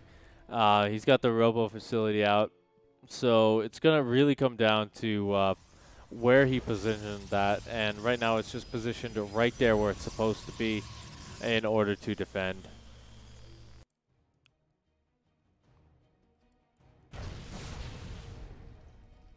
Taking more damage. Is Nice. He just keeps losing these workers where he really shouldn't. And it's going to start slowing him down a little bit as well as he goes up to that third base. No third base yet for Zound, however. And that's really shown in his army supply. He's actually throwing down even more gateways as well. So this is pretty good. DT's not able to get in, actually. So they will get picked off. And that's Nice's best opportunity to get damage gone.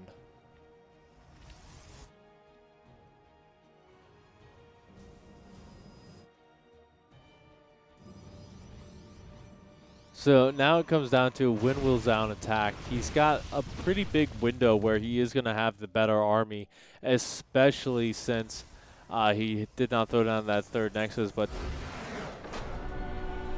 Wait, what? I guess the Phoenix got in and got some more damage done. So, wow. Pretty good.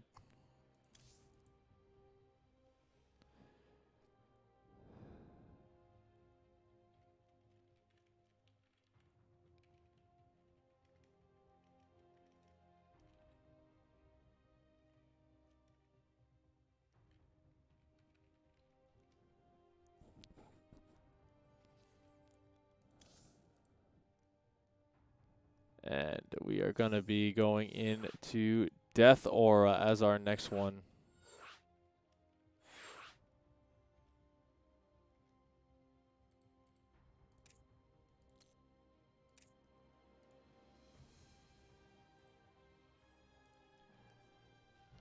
So we got these guys in the lobby right now. Already a pretty good start to this series.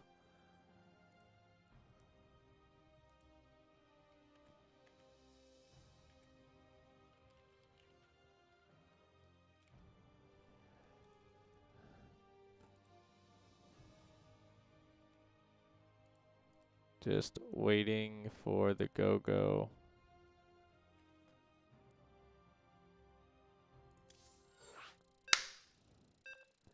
All right, so we got the go-ahead to get this game underway, and I know you guys are excited about it as I am, because this is StarCraft 2, the Remix Edition. Nah, I don't know if it's a Remix Edition.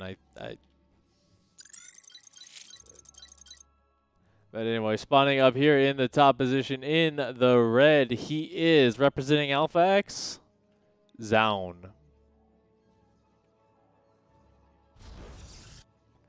His opponent down here in the bottom. He is representing Alpha X. Nice.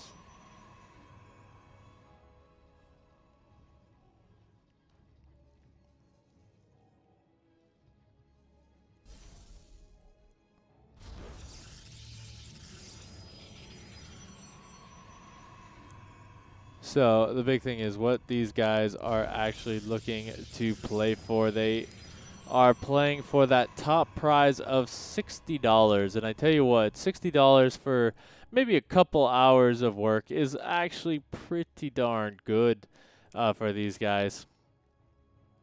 I know that'll get them plenty of groceries or plenty of food for themselves for a bit. And I think that's the most important thing that they can use it for. Although it might be nice to kind of treat yourself with your StarCraft 2 earnings.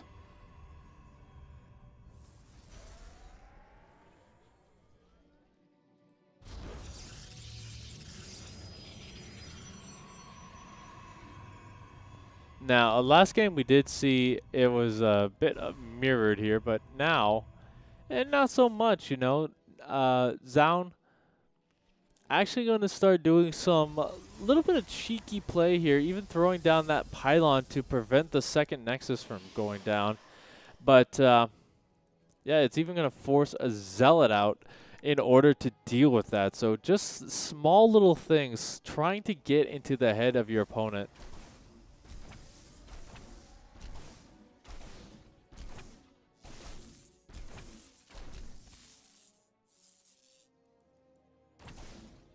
Yeah, that is going to delay him for quite a bit here as Nice. Not really able to do the same. But he will get a good scout out of what's to come. Throwing down that pylon, that's a bit of an interesting one. That doesn't really block too much. And look at that, Zaun. You absolute madman. Throwing down these cybernetics core. Forcing out a Stalker as well to deal with this. Just, man, he is so good at being annoying. But will he cancel it? He didn't get the chance to. Oh no, that is terrible.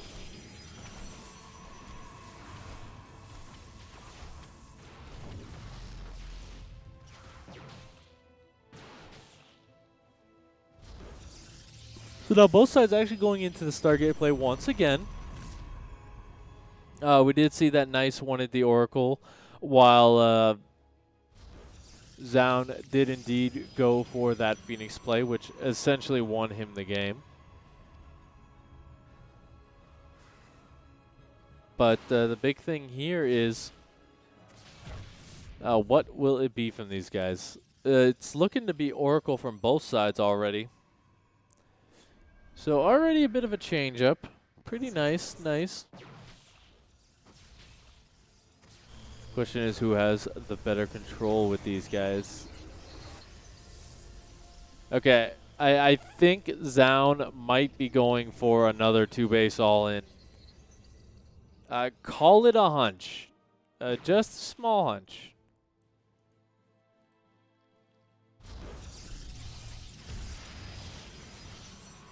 But that's going to be pretty interesting here as his Oracle comes in. He gets one worker, not too much.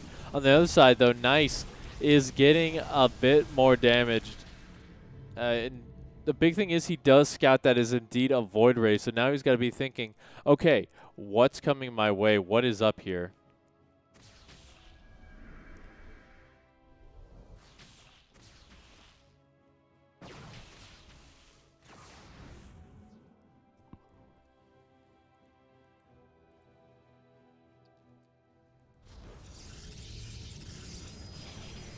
So it's just that one Void Ray for now. It's actually going to be enough to clean up that Oracle pretty darn quickly. But still, going to get in here, and 2 more workers have passed away from unrelated circumstances to the Oracle being in the base.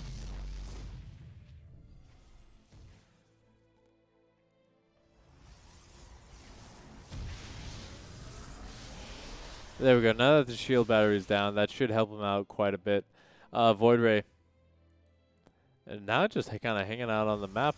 Will this prompt Zound to begin his attack? I feel like you have invested so much into what is essentially very expensive, very heavy units, heavy hitting units, that you're gonna have to do something here, especially since Nice has actually started a big Phoenix count. Cleaning up the Oracles with only 6 workers going down. Not really the trade you want.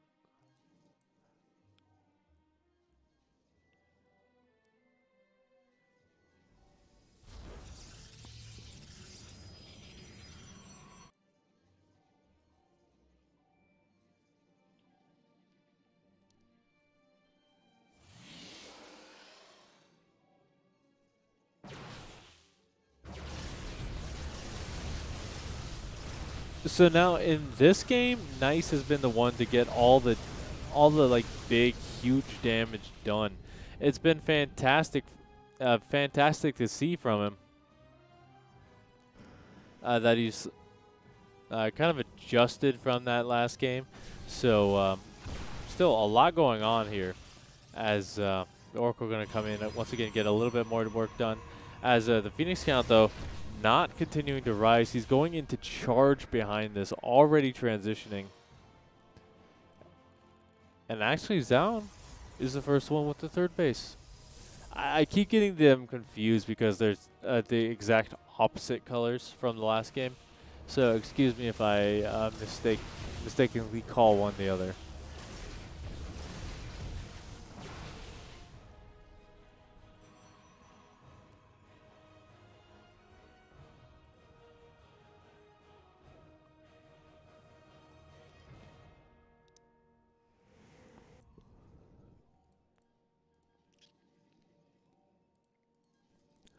Looks like the attack is almost geared up. 6 gateways going down.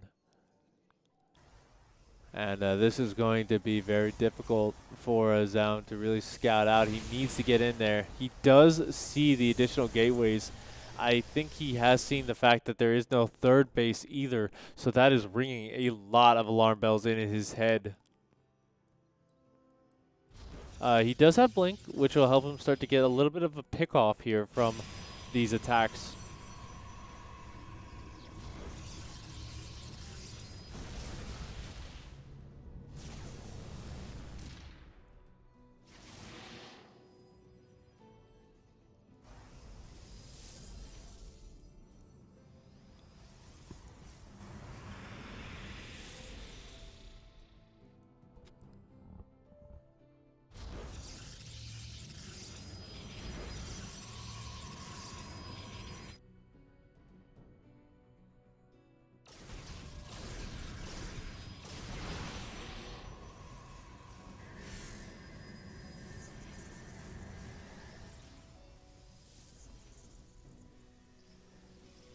So, now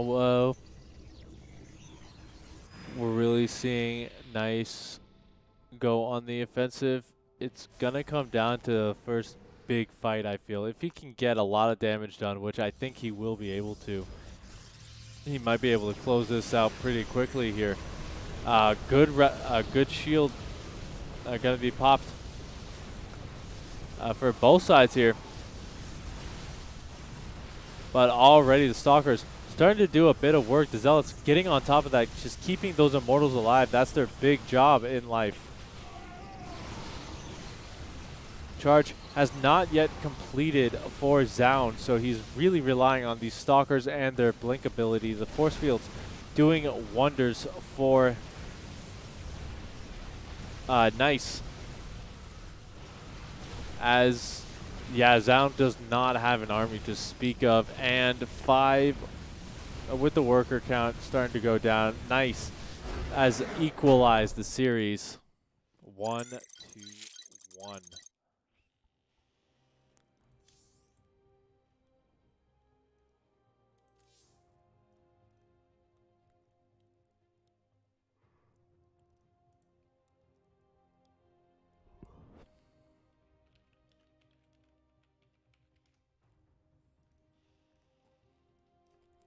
So remember, ladies and gentlemen, it is now Zound's map pick.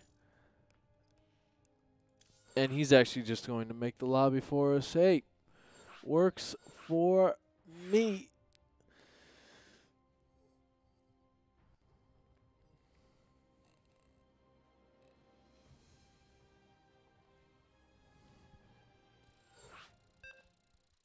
But we're going to be hopping into Eternal Empire, which is a more standard macro map, which means it would be the best place in the world to cheese. I know you guys are thinking it.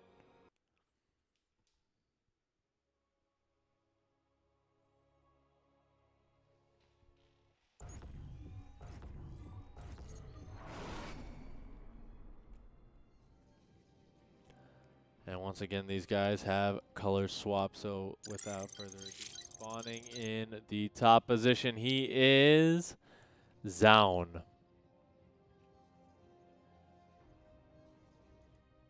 And his opponent in the bottom, he is Nice.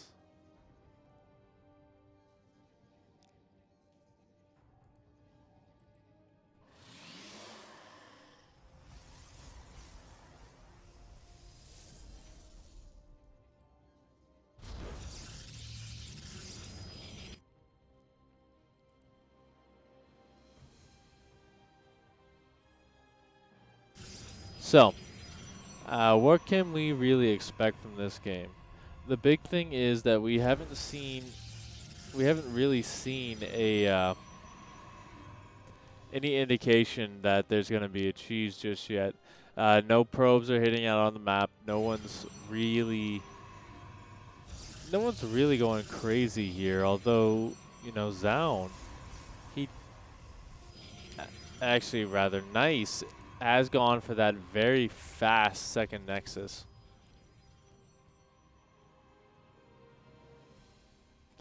So 2 Nexus are definitely better than 1 when it comes to pumping out units, because you just have so much more economy. And the fact that he's able to get it out so quickly does mean that we may be seeing something come out. Now, we do have the double gateway cybernetics core build here from Zound. So that's relatively standard. It's relatively easy to kind of go across and get damage done with it. So I think that's kind of his plan here. Just get a couple of stalkers, maybe keep going here. Now that he's seen that it's that fast Nexi, now maybe that's kind of prompting him to get in there and, you know, just force his opponent down. Nice. Giving him a taste of his own medicine here with that pylon. Unfortunately, that will not be long for this world. He does give that a cancel as he as he starts to pump out those stalkers and send them across.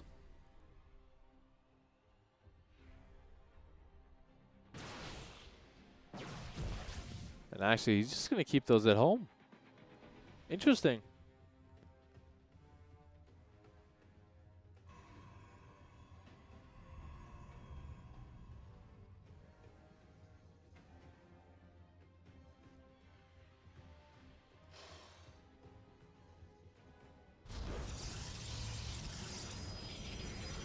So here's really where... So one of the big things is while he does have that second Nexus, he wasn't chronoing out any units from them. He wasn't getting those probes out. I think the big thing about that is that you do want to take advantage of that early on if you're gonna do this kind of strategy. But he does have more than enough at home to defend against this small little poke from Zound, so Zound will just have to back off for right now.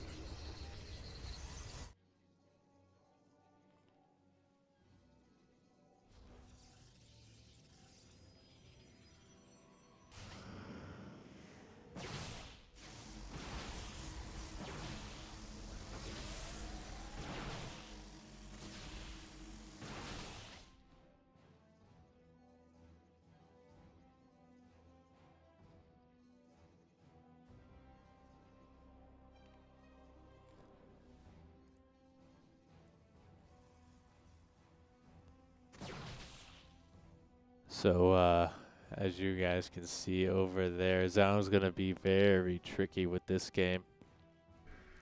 And one thing I've been loving about this series so far is that no two game has been exactly alike. A lot of the time with these mirror matchups, you just kind of see the same thing from both sides because, you know, if it ain't broke, don't fix it, right? But these guys have gone very different play styles in every single game. It's kind of like just fully reacting to each other more so than you would normally see because these two are teammates. They've definitely seen each other play, and they definitely play against each other a lot, be it with just practice skirmishing and stuff, or even just Alpha X series, because there are so many different ones. Now, DTs do get surrounded here, but they are still able to get quite a bit of work done. The second DT gonna not have it a scan for Revelation. This is actually doing absolutely massive amounts of damage. It actually whiffs the Revelation because of that recall there.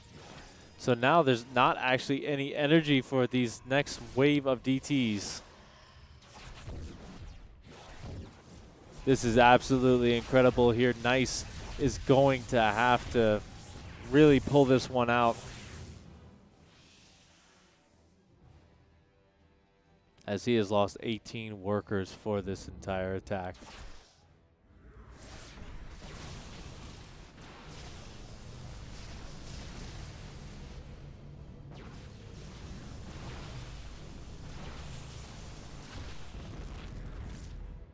Now the big thing behind this is Zound is going to be going into that charge slot. He can start to warp in those DTs for Archons, which I would really like.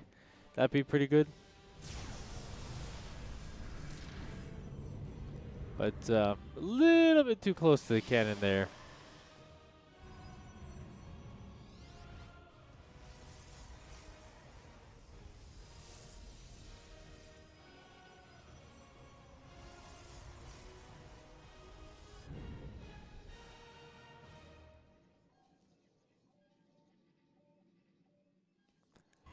I think the big thing now is with that amount of damage done, Zound does have that third base completely up and running. And just, it's really hard to say whether that's going to be enough. If there's going to be enough here for Nice. He does have a pretty good solid army comp, but did he hallucinate a disruptor there?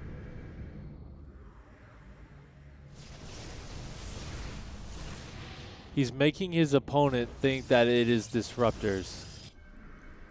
Holy cow, the mind games, ladies and gentlemen.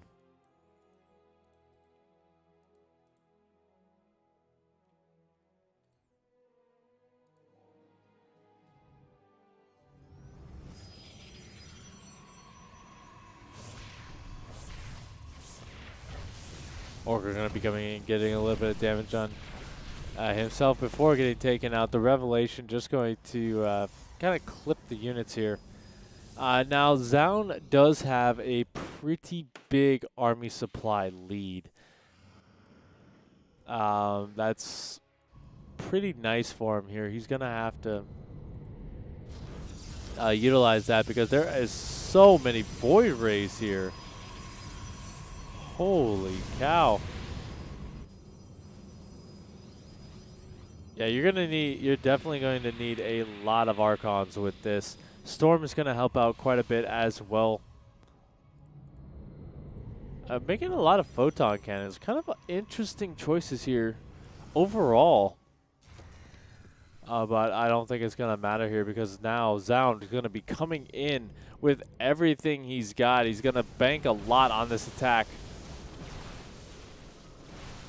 The Storm's doing a good job of kind of forcing this away back into the shield batteries, which are now almost out of energy because of this AoE. And those Void Rays actually starting to falter quite heavily here. The trying to get on top of the Archons, but these Archons just absolutely decimating here. And now Zaun will go up 2-1.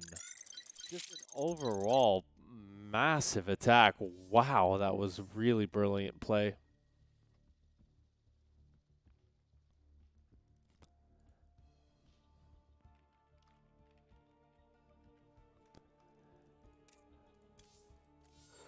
And now it's going to be Everdream for our next one.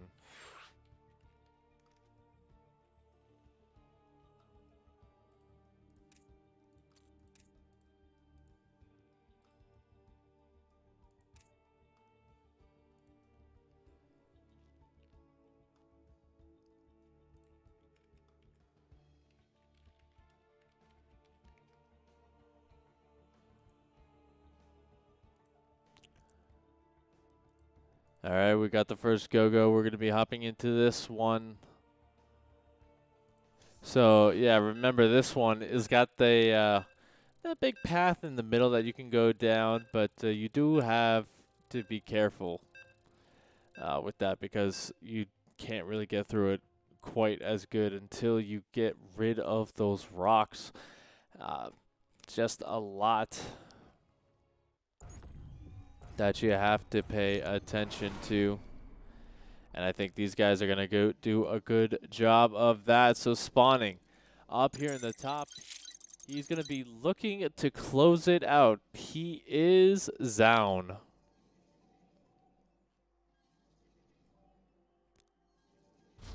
His opponent in the bottom left, he is Nice. Although if he wants to get back into it, it's going to have to be no more Mr. Nice Guy.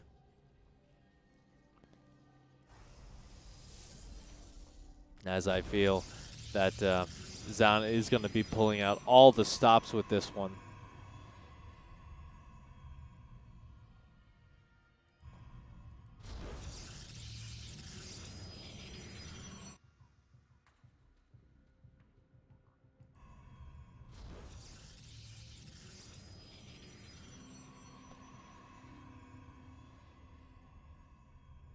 Now, we did see last game that Nice did try and get that Nexus out pretty fast in order to kind of build up into a solid strategy, but not this time. This time he's going to be playing it a bit more standard with that double gate.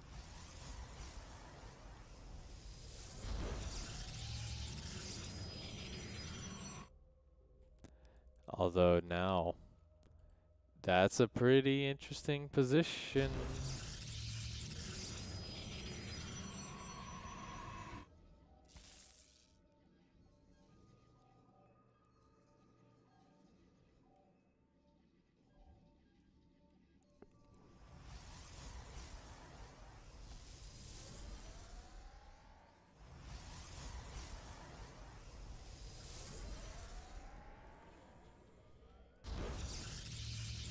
Okay, so it is going to be Twilight Council. The fact that he has to hide it in such a weird location kind of tells me that this is more than likely going to be DTs once again.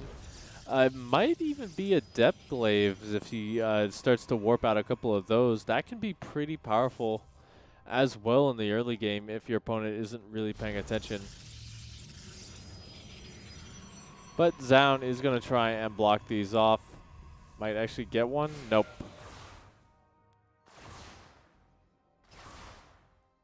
Back at home, however, he's just going to play it standard. It's in his own base. He's not doing anything too crazy. He's got the Stargate.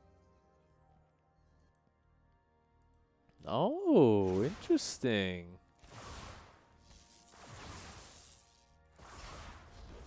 So he is going to be going for Blink. Now, with Blink, obviously, that is going to be pretty good versus Stargate tech. So, curious to see how Zound is going to react to this.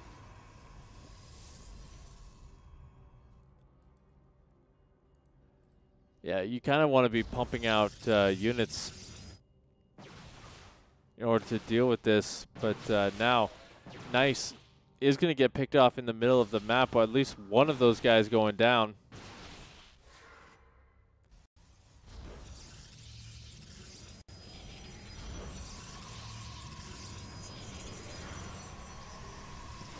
It will even kind of prevent this guy from getting in.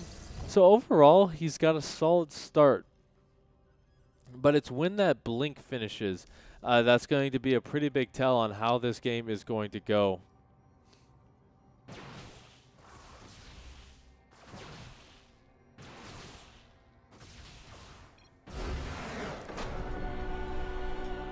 Okay. I was literally just about to go click on the Oracle, which did massive amounts of damage. So GG Zound is going to take the series 3-1. What an epic series there. Before you could even blink, it's over. Just absolutely wow.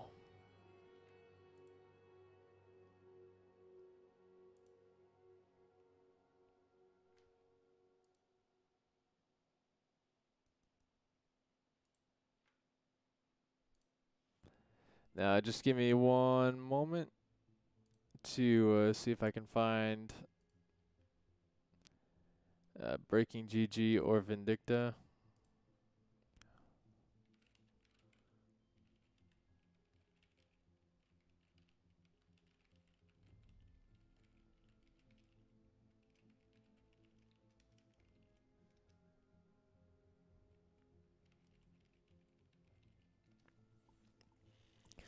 It looks like they did play it out already, so I'm going to see if I can hop into the replays here.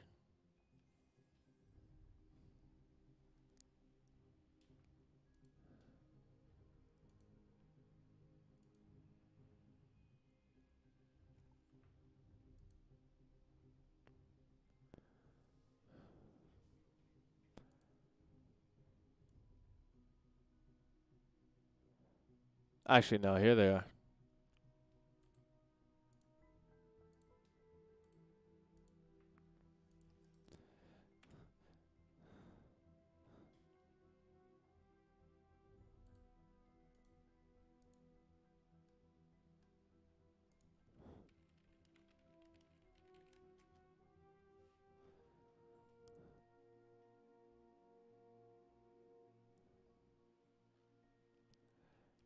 I'm going to find out what's going on.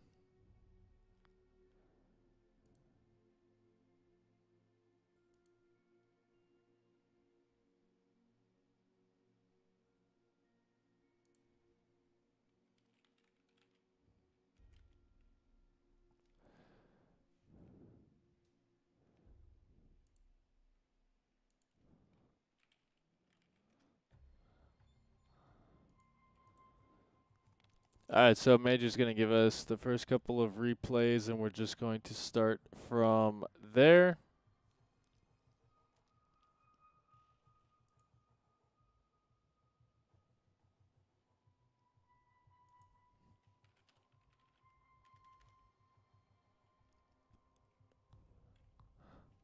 Oh, there.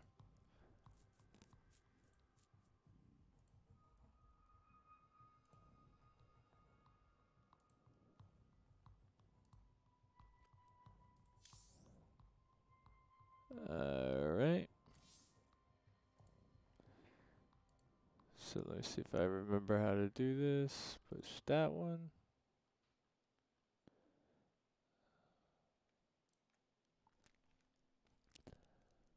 And put them there. Beautiful.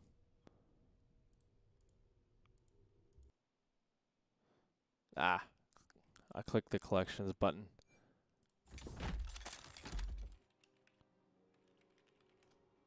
Alright, so this is going to be a TVZ matchup here. And we're just going to hop right on into it, ladies and gentlemen. I hope you guys are excited for this one because I think these two are fantastic players. This is going to be a best of 3, a little bit of a shorter series. So that is all good to go. So without further ado, spawning in the top position, he is BKGG. As opponent, down here in the bottom, it's Vindicta. So these guys have a lot in common for the night. The bigger thing being they both lost to Protoss and now are fighting for their honor. I'd say TVZ is honestly one of the quintessential matchups. Like it's the most recognizable in StarCraft 2. Kind of the original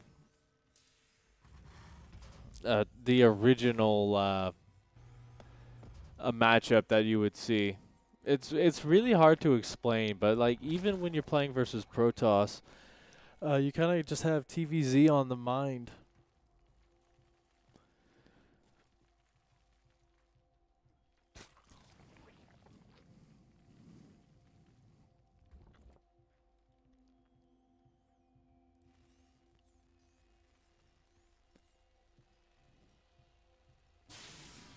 So let's see. So far, Vindicta kind of just getting a little bit of a scout around. He's going to send this SCV out. And that's one of the things. You got to be pretty careful versus a Zerg early on because you do have things like those early pools, like the early gas timings. You could even see Baneling, but like honestly, you haven't really seen Baneling busts in quite a while. But you know, they're always there as an option.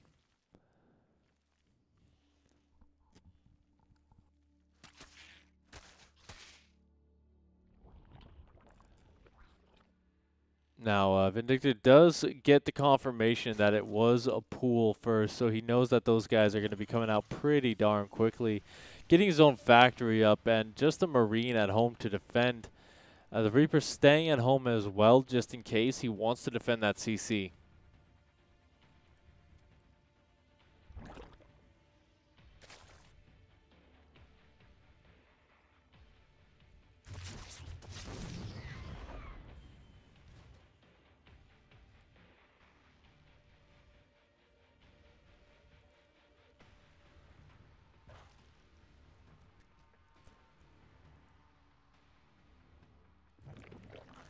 But overall, now the Reaper feels safe enough to go across, and you do want to get that scouting information now. This is about the perfect time to scout because you're going to see that tech start to be thrown down, whether there's a third base or not. And actually going to be going for that pneumatized carapace, so Breaking GG going to be getting a good scout around. And even back at Vindicta's base, he's going to do what he can to slow Vindicta down, even getting a mule and a couple of workers. So overall, for the cost of four Zerglings, I would say that's worth it.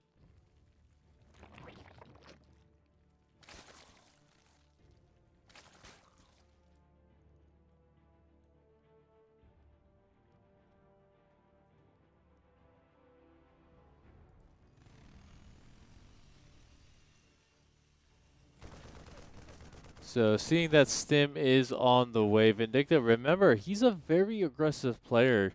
Yeah, he likes those early attacks. He likes the all-ins off 2 bases. And overall, he just really enjoys getting into your opponent's head. And I think versus a Zerg, that's one of the big things that you need to do and recognize is you do need to kind of hit that drone line. Just kind of keep that count low.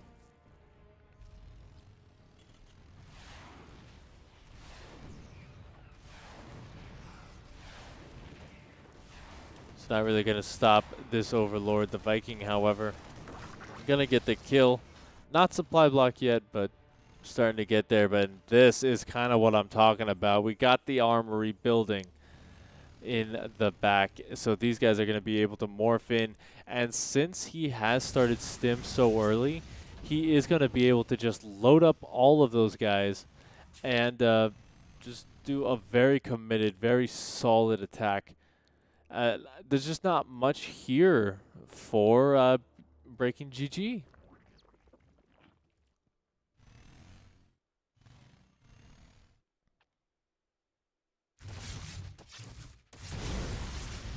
Even before they morph, oh my goodness, he was trying to get a surround on there, does not get it, but now there is so much firepower with this army.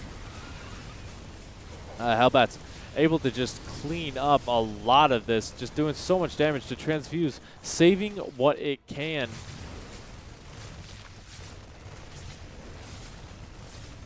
But he really wants to get on top of this medevac.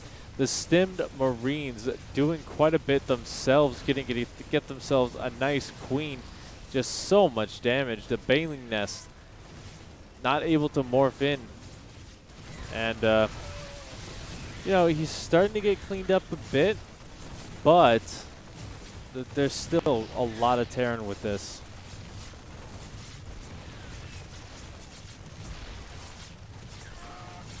So far, 5 workers going down. The Liberator as well, just cleaning up. 10 more workers, so Vindicta is everywhere and everywhere. Did I mention he was everywhere?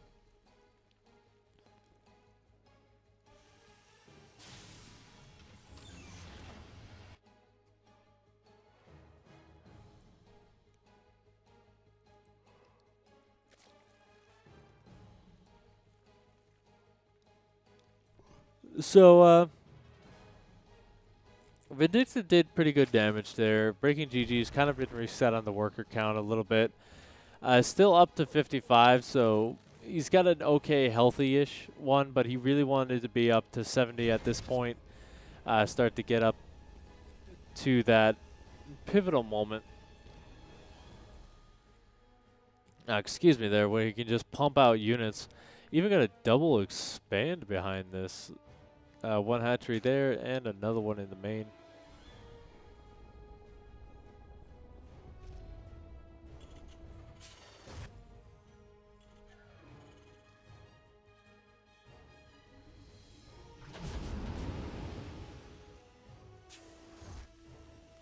And now Vindicta is just going to keep the firepower on. And again, this is kind of what you have to do here.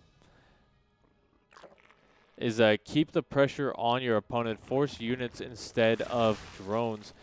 Breaking GG actually going to be going for a bit of an Ovi drop, though. He did scout this coming. And he does have speed. He's got the Hydra, so Vindicta going to be pushed back off of the creep.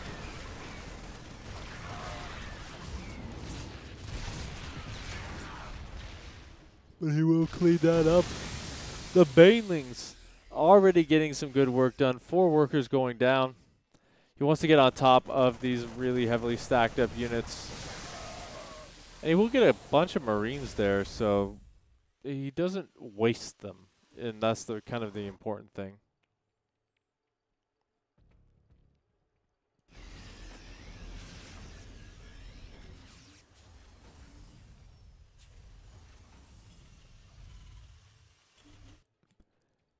So behind this, it looks like it's going to be Burrow and Claws.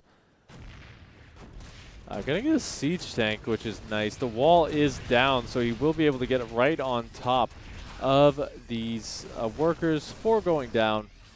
And that's enough to kind of just justify getting out of there with their lives. Once again, though, breaking GG, just being so innovative, and that base being so oversaturated. That's the perfect location to drop off from. Vindicta, however, is getting some drops ready of his own, looking to keep breaking GG down.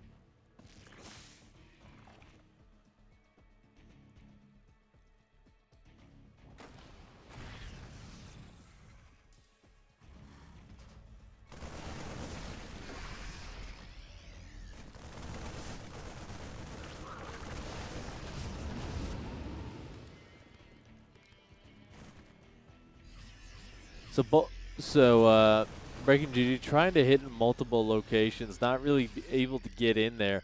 Army supply in favor of Vindicta right now. Never a place you really want to be as the Zerg, but he still has a lot of powering up to do. He's got 73 workers, wants to go higher, I'm sure.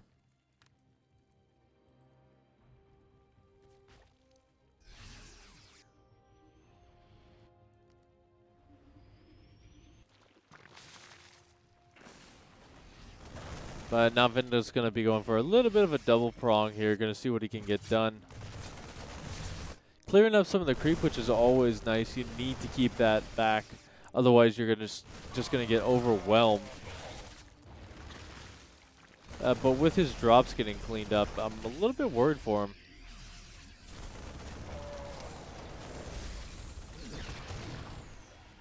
Actually damages the mules quite heavily as well. That is not a good thing, mine.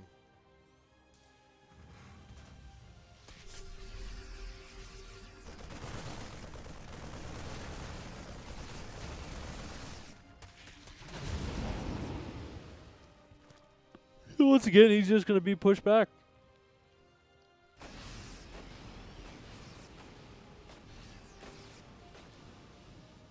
And now here's where we see breaking GG at his best.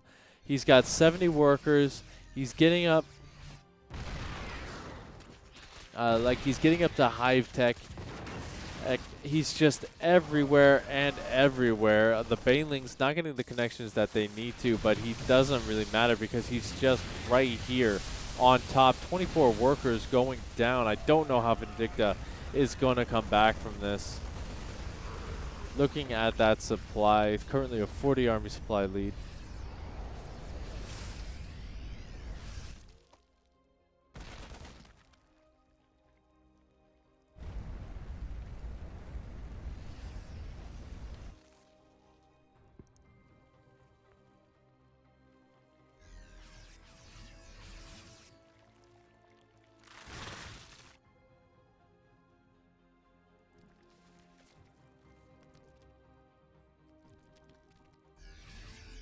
I like the addition of just 1 or 2 investors. This is a very heavy marine-based army, and that's the perfect time to kind of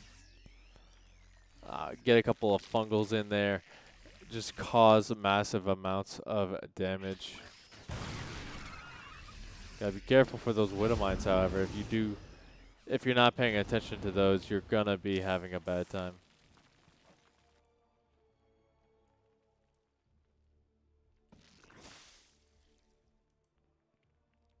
Now Vindicta's going for a very big Droom drop. If he loses this drop, it's gonna be a nightmare for him.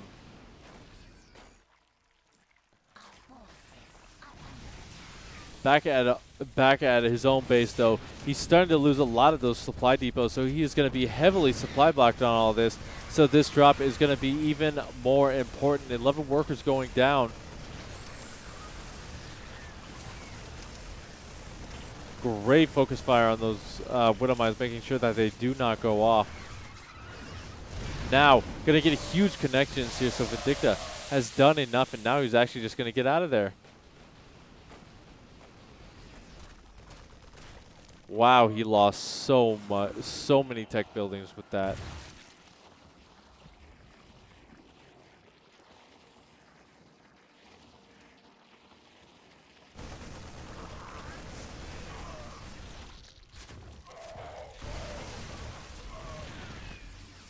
So now Vindicta is on the absolute warpath here. Breaking GG has dropped its supply quite heavily, and while he did get a lot of damage done on the other side, it's just not enough to slow Vindicta down. We've got plenty of Ultras on the way, so I think that's really the next transition that's going to be great because, again, there's just so many Marines, not a lot of, not a lot else. But the thing is, will he be able to get them out in time as this entire army just starting to falter as Vindicta plows his way through here. The Widow Mines burrowing up, making it so that you can't really get in there. A great Fungal going to kill a lot of this army, but that's not going to be enough. Yeah, he doesn't even have Chitinous.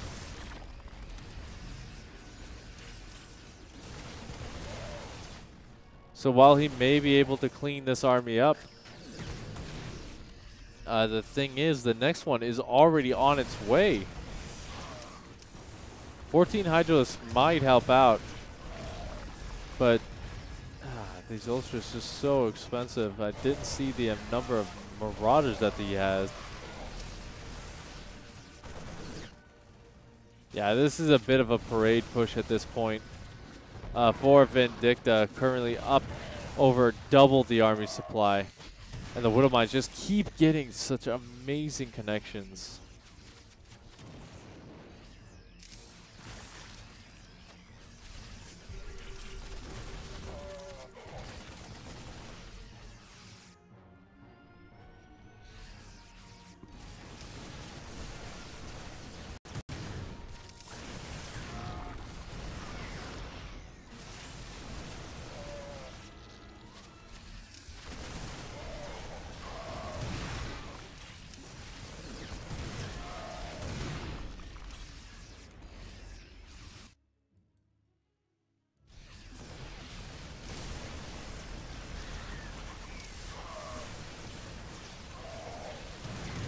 Yeah, breaking GG. He keeps losing the Ultralisks, and every single time he does, they're just way too expensive to remake for him. The Hydralisk count has been completely reset over and over and over again. And the Widow Mines are just absolutely shredding through here. I think while he's doing a good job of kind of just trying to hold his own, I think at this point you gotta realize that there's not much else you can do here. Especially as the Liberator is starting to rain hellfire from the sky. I think Vindicta has done it.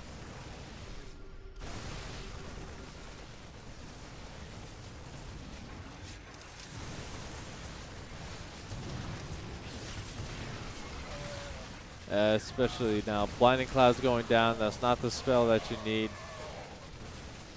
Ultra's doing a good job of kind of pushing this back because he does have Chitinous now, but he gets taken out. And now the Baneling count is 0. So with that, I think Vindicta has done enough to close this one out. And I know I've been saying that for a couple of minutes here, but just look at this supply.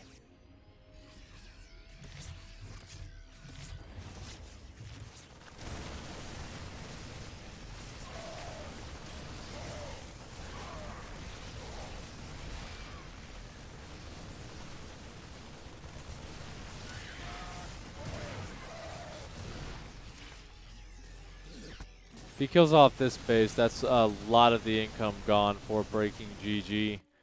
He does have this one that's about to mine out, and his other bases are completely gone, even not really paying attention to those workers.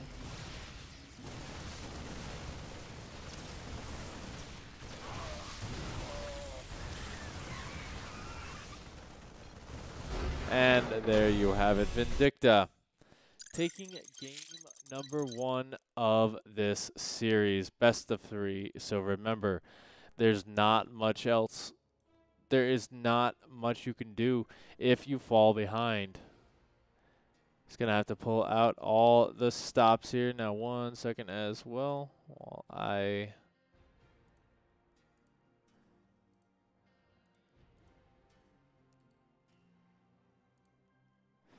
get that.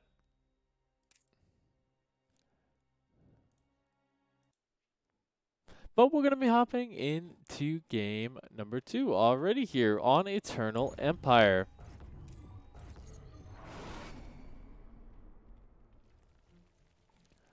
So, without further ado, ladies and gentlemen, down here in the bottom position, he is Breaking GG. And his opponent up here in the top, he is Vindicta.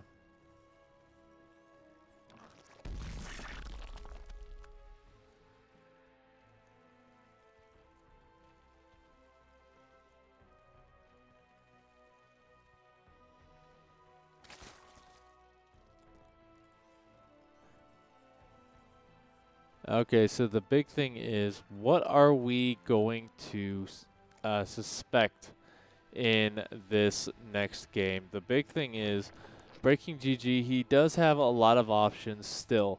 He's got spawning. He's got a couple all-ins that he can do. Vindicta might be caught off guard with that, but it's all going to come down to like how fast he wants to try and close this out. Because we saw in the late game, Vindicta has him matched.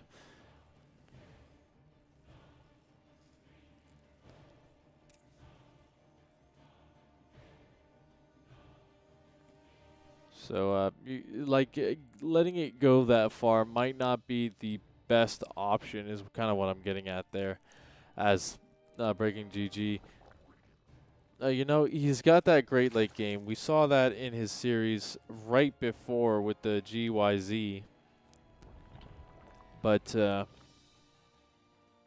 it's going to come down to the wire for this one, as this is kind of his last-ditch effort to not fall out of third place.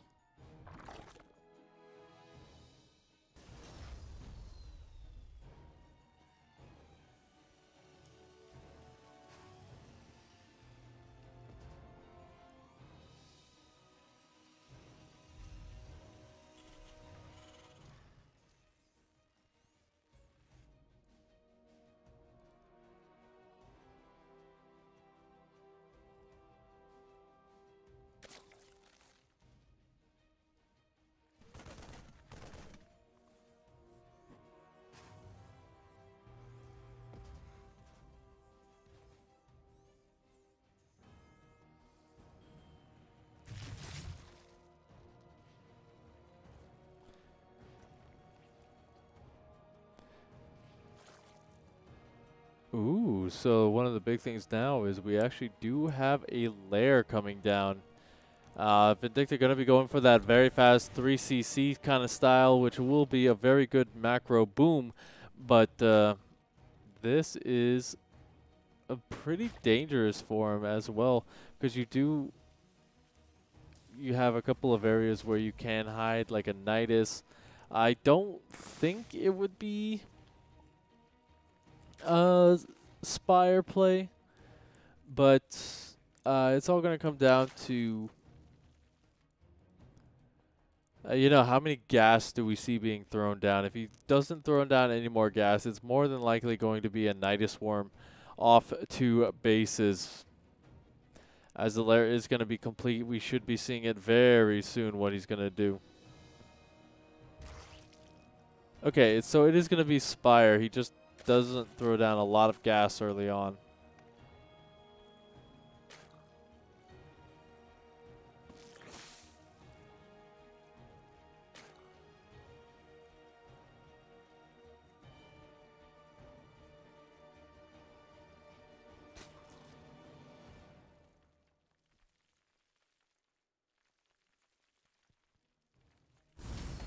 Okay, so now the big thing is we do see an armory going down. that kind of tells me that we might be seeing another Hellbat timing trying to come out for Vindicta. But the thing is, with the addition of the Spire, that just makes it so much harder to deal, so much harder to make work. He's really going to have to hit hard, hit fast, and hit now if he wants to get it done. And he's going for the third base right now, which isn't even complete, so it's not saturated at all. So any kind of damage is going to be moot.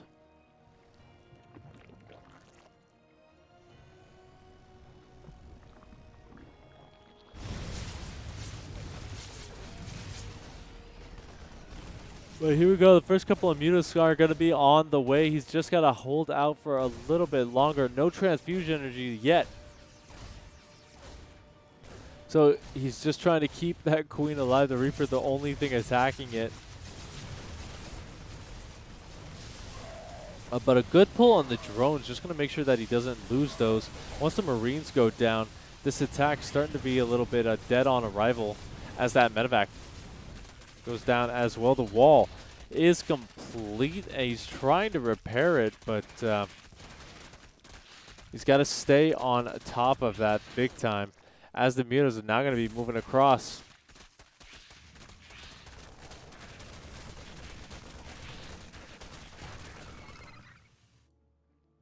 I really like that move from Breaking GG. He just forced a lot of lost mining time there with those SCVs not able to really commit to anything. And now the Muta count still is relatively small, but he will be adding to that as referenced by the fact that he is getting +1 flyer attack.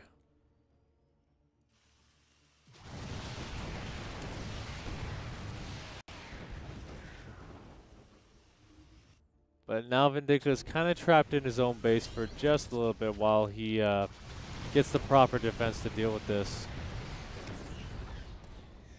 Good micro there, just making sure that he doesn't lose any either, which is really nice.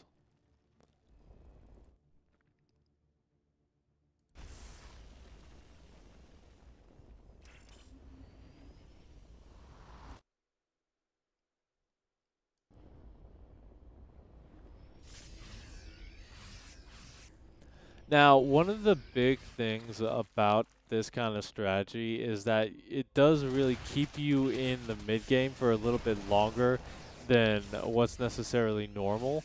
The reason for that being that you do want to spend a lot of your gas just getting up that Muta count, making it hit that critical count, because otherwise you're not really going to be able to even hop in there and get the damage done that you want.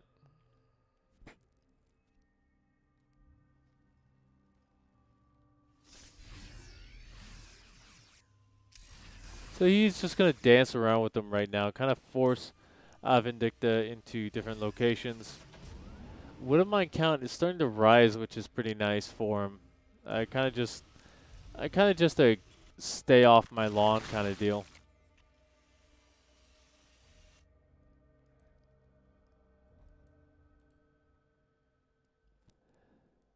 But now breaking GG. Gonna finally be able to get a kill there.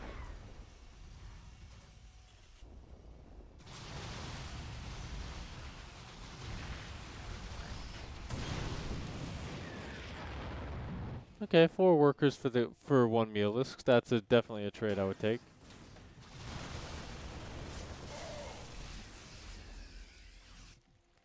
Scan's going down, gonna reveal that the 3rd base is up and mining. The 4th base is up as well. And the question is, when is he going to throw down that hive tech? Because he still is going to be heavily invested in these Mutalisks, as referenced by the +2 flyer attack. A little bit supply blocked is Vindicta. He's going to force out the Thors, as well as the Widowmine research, making sure that they burrow a lot quicker.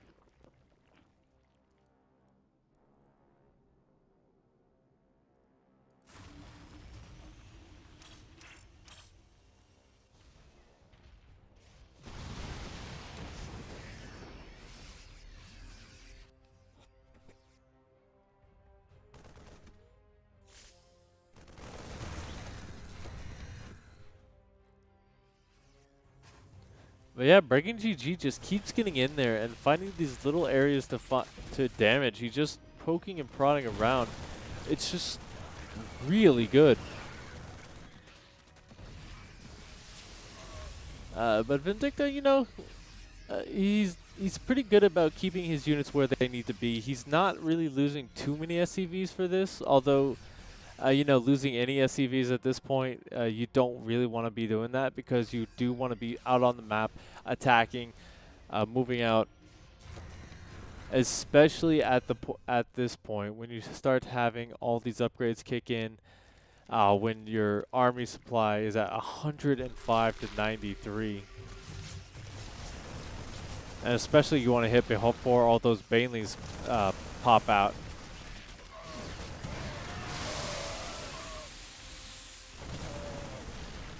Mine's doing a bit more damage to Vindicta than he would like as well. As the 4th base is now under siege, the Muta's staying at home, actually just going to transfer this location down. I wonder what he's doing with that one. But on the other side, it does look like his army actually gets cleaned up a bit. All the Thors going down, and the medevacs pass away as well, so that is a lot of gas wasted. No Banelings though, so you can't fight this far off of creep.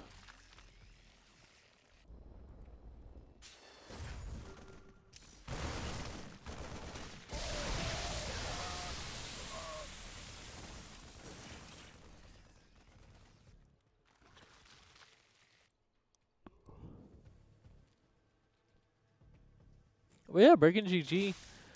He's making a lot of the moves that he needs to kind of push himself forward. Vindicta is still on 3 bases. He still hasn't been able to get up that 4th. Although the Widow Mines are pretty good. Now, unfortunately, he does take that engagement pretty badly, so he is going to lose quite a few units there. And Breaking GG is going to just look to force the issue. And that is actually going to be it. Breaking GG takes game number 2. So you know what that means, guys. We are on match point for both sides. Anything can happen. And this one is going to be a good one, I can tell. Because it's a long game on Submarine.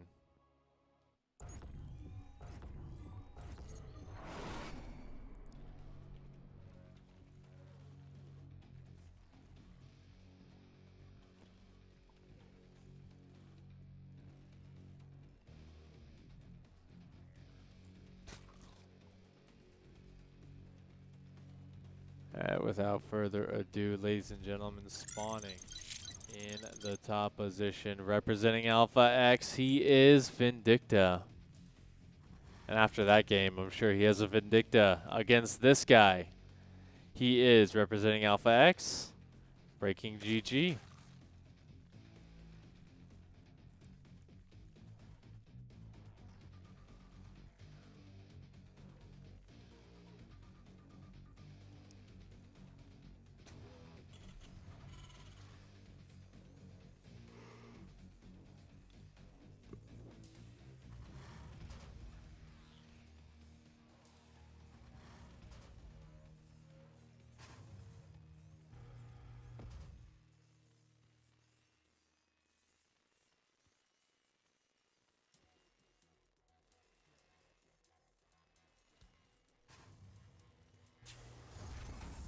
So, with it being match point, what do you guys think is going to happen here? We don't really see the spawning pool first, which would be great for that early aggression. But we do see that Vindicta is going to be feeling safe and confident to throw down that that second command center down there. So he kind of knows what's up. He doesn't suspect anything bad is coming his way. He's going to get a nice scout out with this SCV as well. Just make sure that he sees the hatch finishing around this time, because what that means is that the spawning pool, while it may be done, it also means that The Lings and the Queens are not going to be out just yet.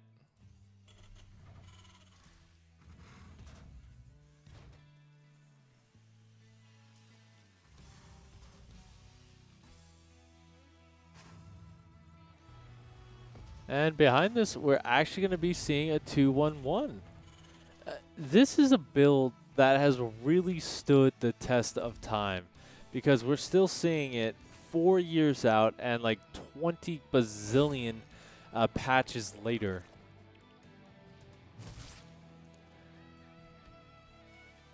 I love this. 2-1-1 is such a powerful strat. It's so easy to do, and it's just really hard to deal with as the Zerg. It took a long time for Zergs to kind of figure out what to do versus it. But yeah, shout out to Beyond for giving us the best TVZ build the world has ever seen. Now, Breaking GG, he probably has studied Vindicta a little bit, so he does suspect that something like this might be the case. I don't think he's been inside the base just yet. He doesn't have pneumatized carapace, so it will be a slow transition through that base.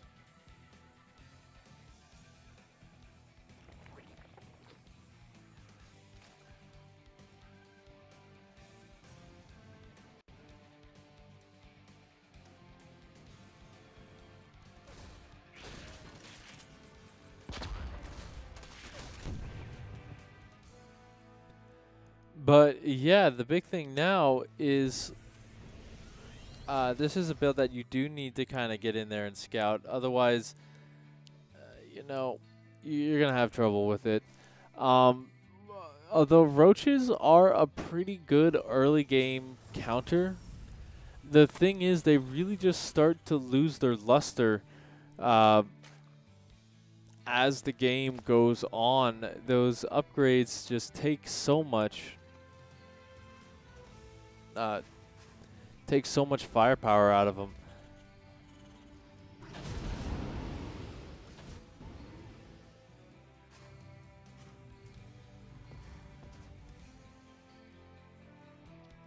But here we go. It does get scattered relatively early, and it does look like Breaking GG was actually going to be going on the offensive there before deciding against it. Even going to force Vindicta back home, thinking that it might be coming his way. So both sides going to have to back up.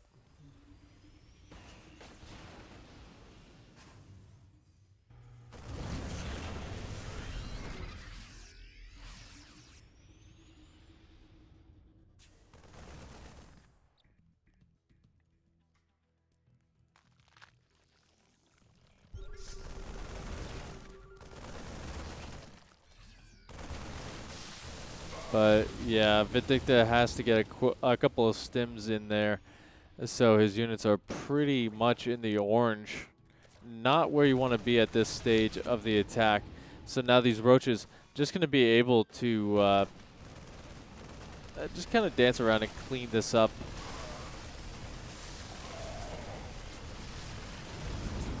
While he'll lose a couple, it does save some with the cocoons there.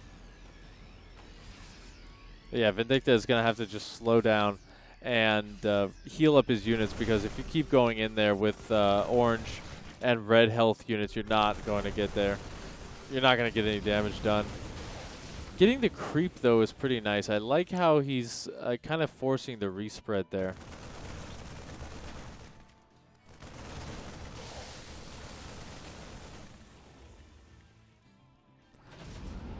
The double prong not really being able to get in there as well. I like the addition of the double libs.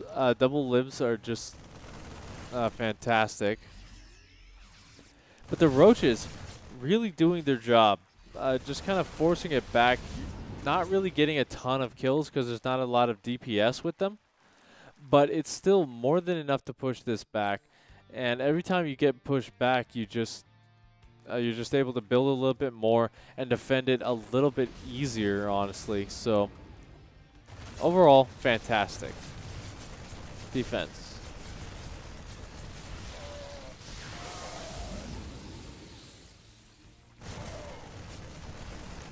Now on this side, a couple of queens do get to go down.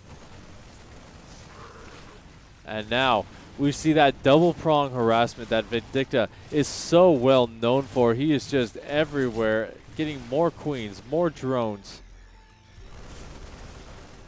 And cleaning up the creep once again, so Breaking GG struggling a little bit to keep up here as 15 more workers going down. This is just incredible from Vindicta.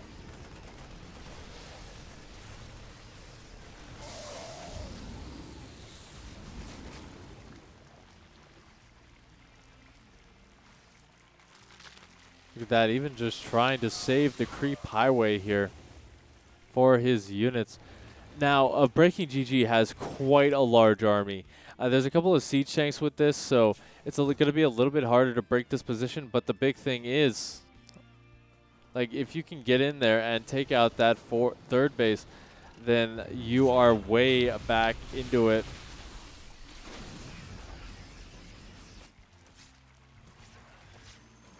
Libera coming in once again, going to get one shot off. A few more drones going to be going down. Those will have to be remade. But Breaking is now on the offensive once again, and he's just going to keep that offensive rolling.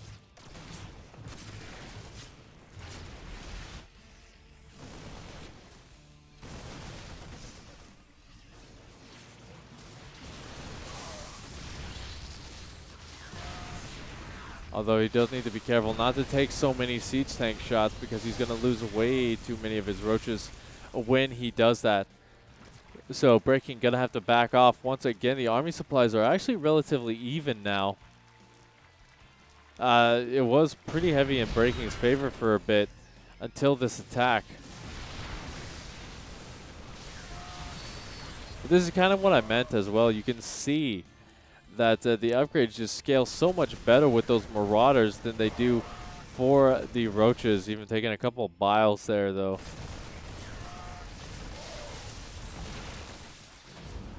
Vindicta, once again, going to be on the offensive.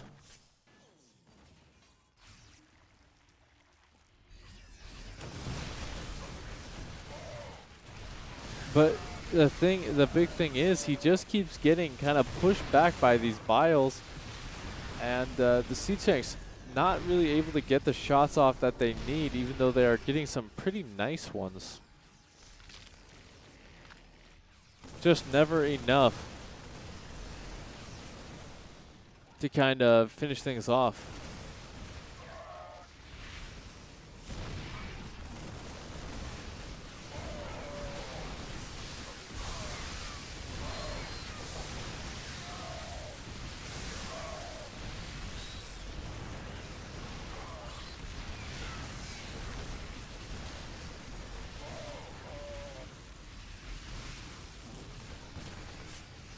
So yeah, Vindicta, a bit of a parade push here.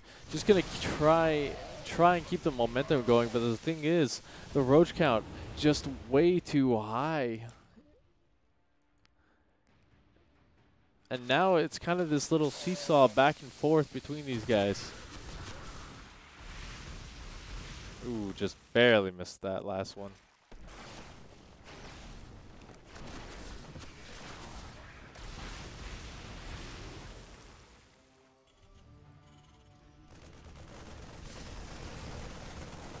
So Breaking GG just keeping a close eye on things like going out there with that Overseer that does get taken out.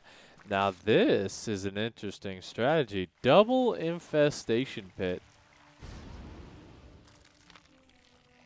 Now, while you might be thinking, oh, that's just a mistake. Really, is it? Yeah, probably. But still, that's a really good backup in case one of these does go down.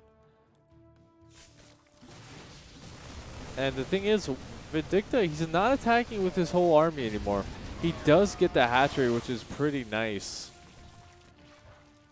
because that will slow down the economy here pretty heavily.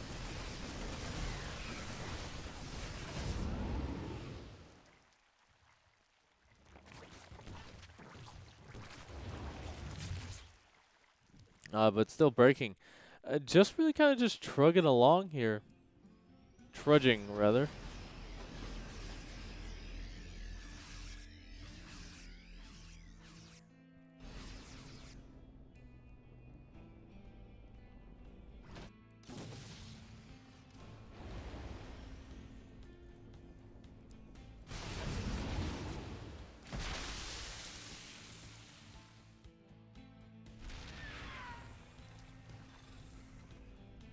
And yeah, like just watching this now, we got the Hive on the way.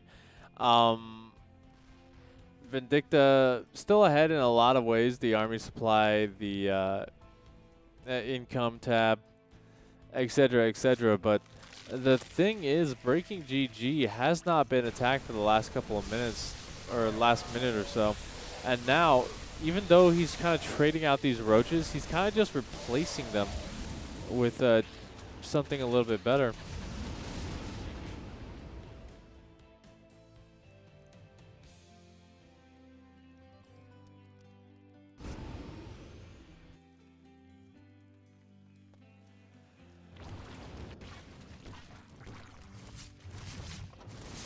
Now this drop is actually going to be able to get off.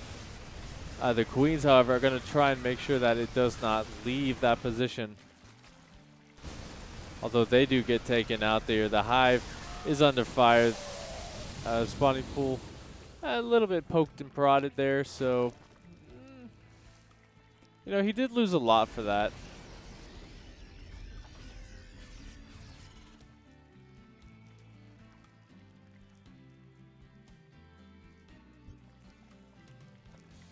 Scan's gonna go down. Try and see where these bases are coming down. The thing is, Breaking's actually been on 4 bases for quite a bit of time here. He's gonna have to get that. He's gonna have to get a 5th and a 6th here soon if he wants to keep up.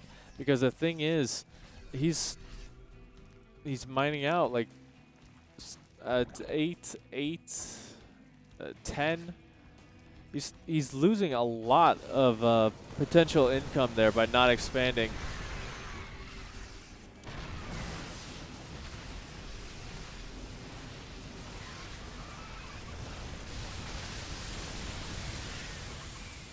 And now Breaking actually starting to take a couple of engagements that not really helping him out. All these banelings getting trounced. Roaches are going to be able to push it back. Just for a couple of seconds there, but that's not going to be enough. As Vindicta is on the absolute warpath, the Siege Tanks slowly inching their way forward. Breaking not able to get a surround here. As Vindicta fighting in a location with some massive choke points, trying to get great Siege Tank shots, which he does indeed get. Stims forward one more time. I mean, it's pretty much a fight for life here for Breaking. He needs to save time up for getting those Ultralisks out. Those are about to complete.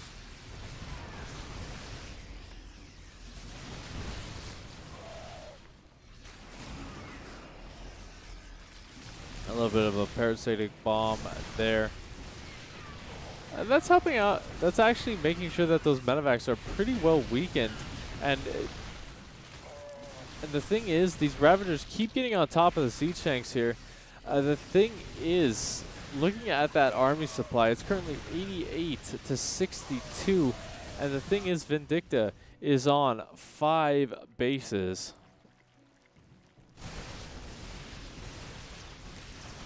So that is a lot. Chitinous is complete, so these guys do have their armor, but even with that armor, they're still just getting absolutely decimated. And we do have this big stimmed parade push coming across the map as well. So Vindicta looking to close things out here and now, breaking GG just about under 100 supply. And while he is continuously producing, he's just not producing in the numbers that he needs to close this up. The last Ultralisk has fallen, and I don't think those other two will get out in enough time to do anything as the workers pass away. Hey, the Ultralisk in the back trying to pick up the reinforcements, and that is gonna be it, ladies and gentlemen. GG is called. Vindicta with a 2-1 sweep wins the third place match.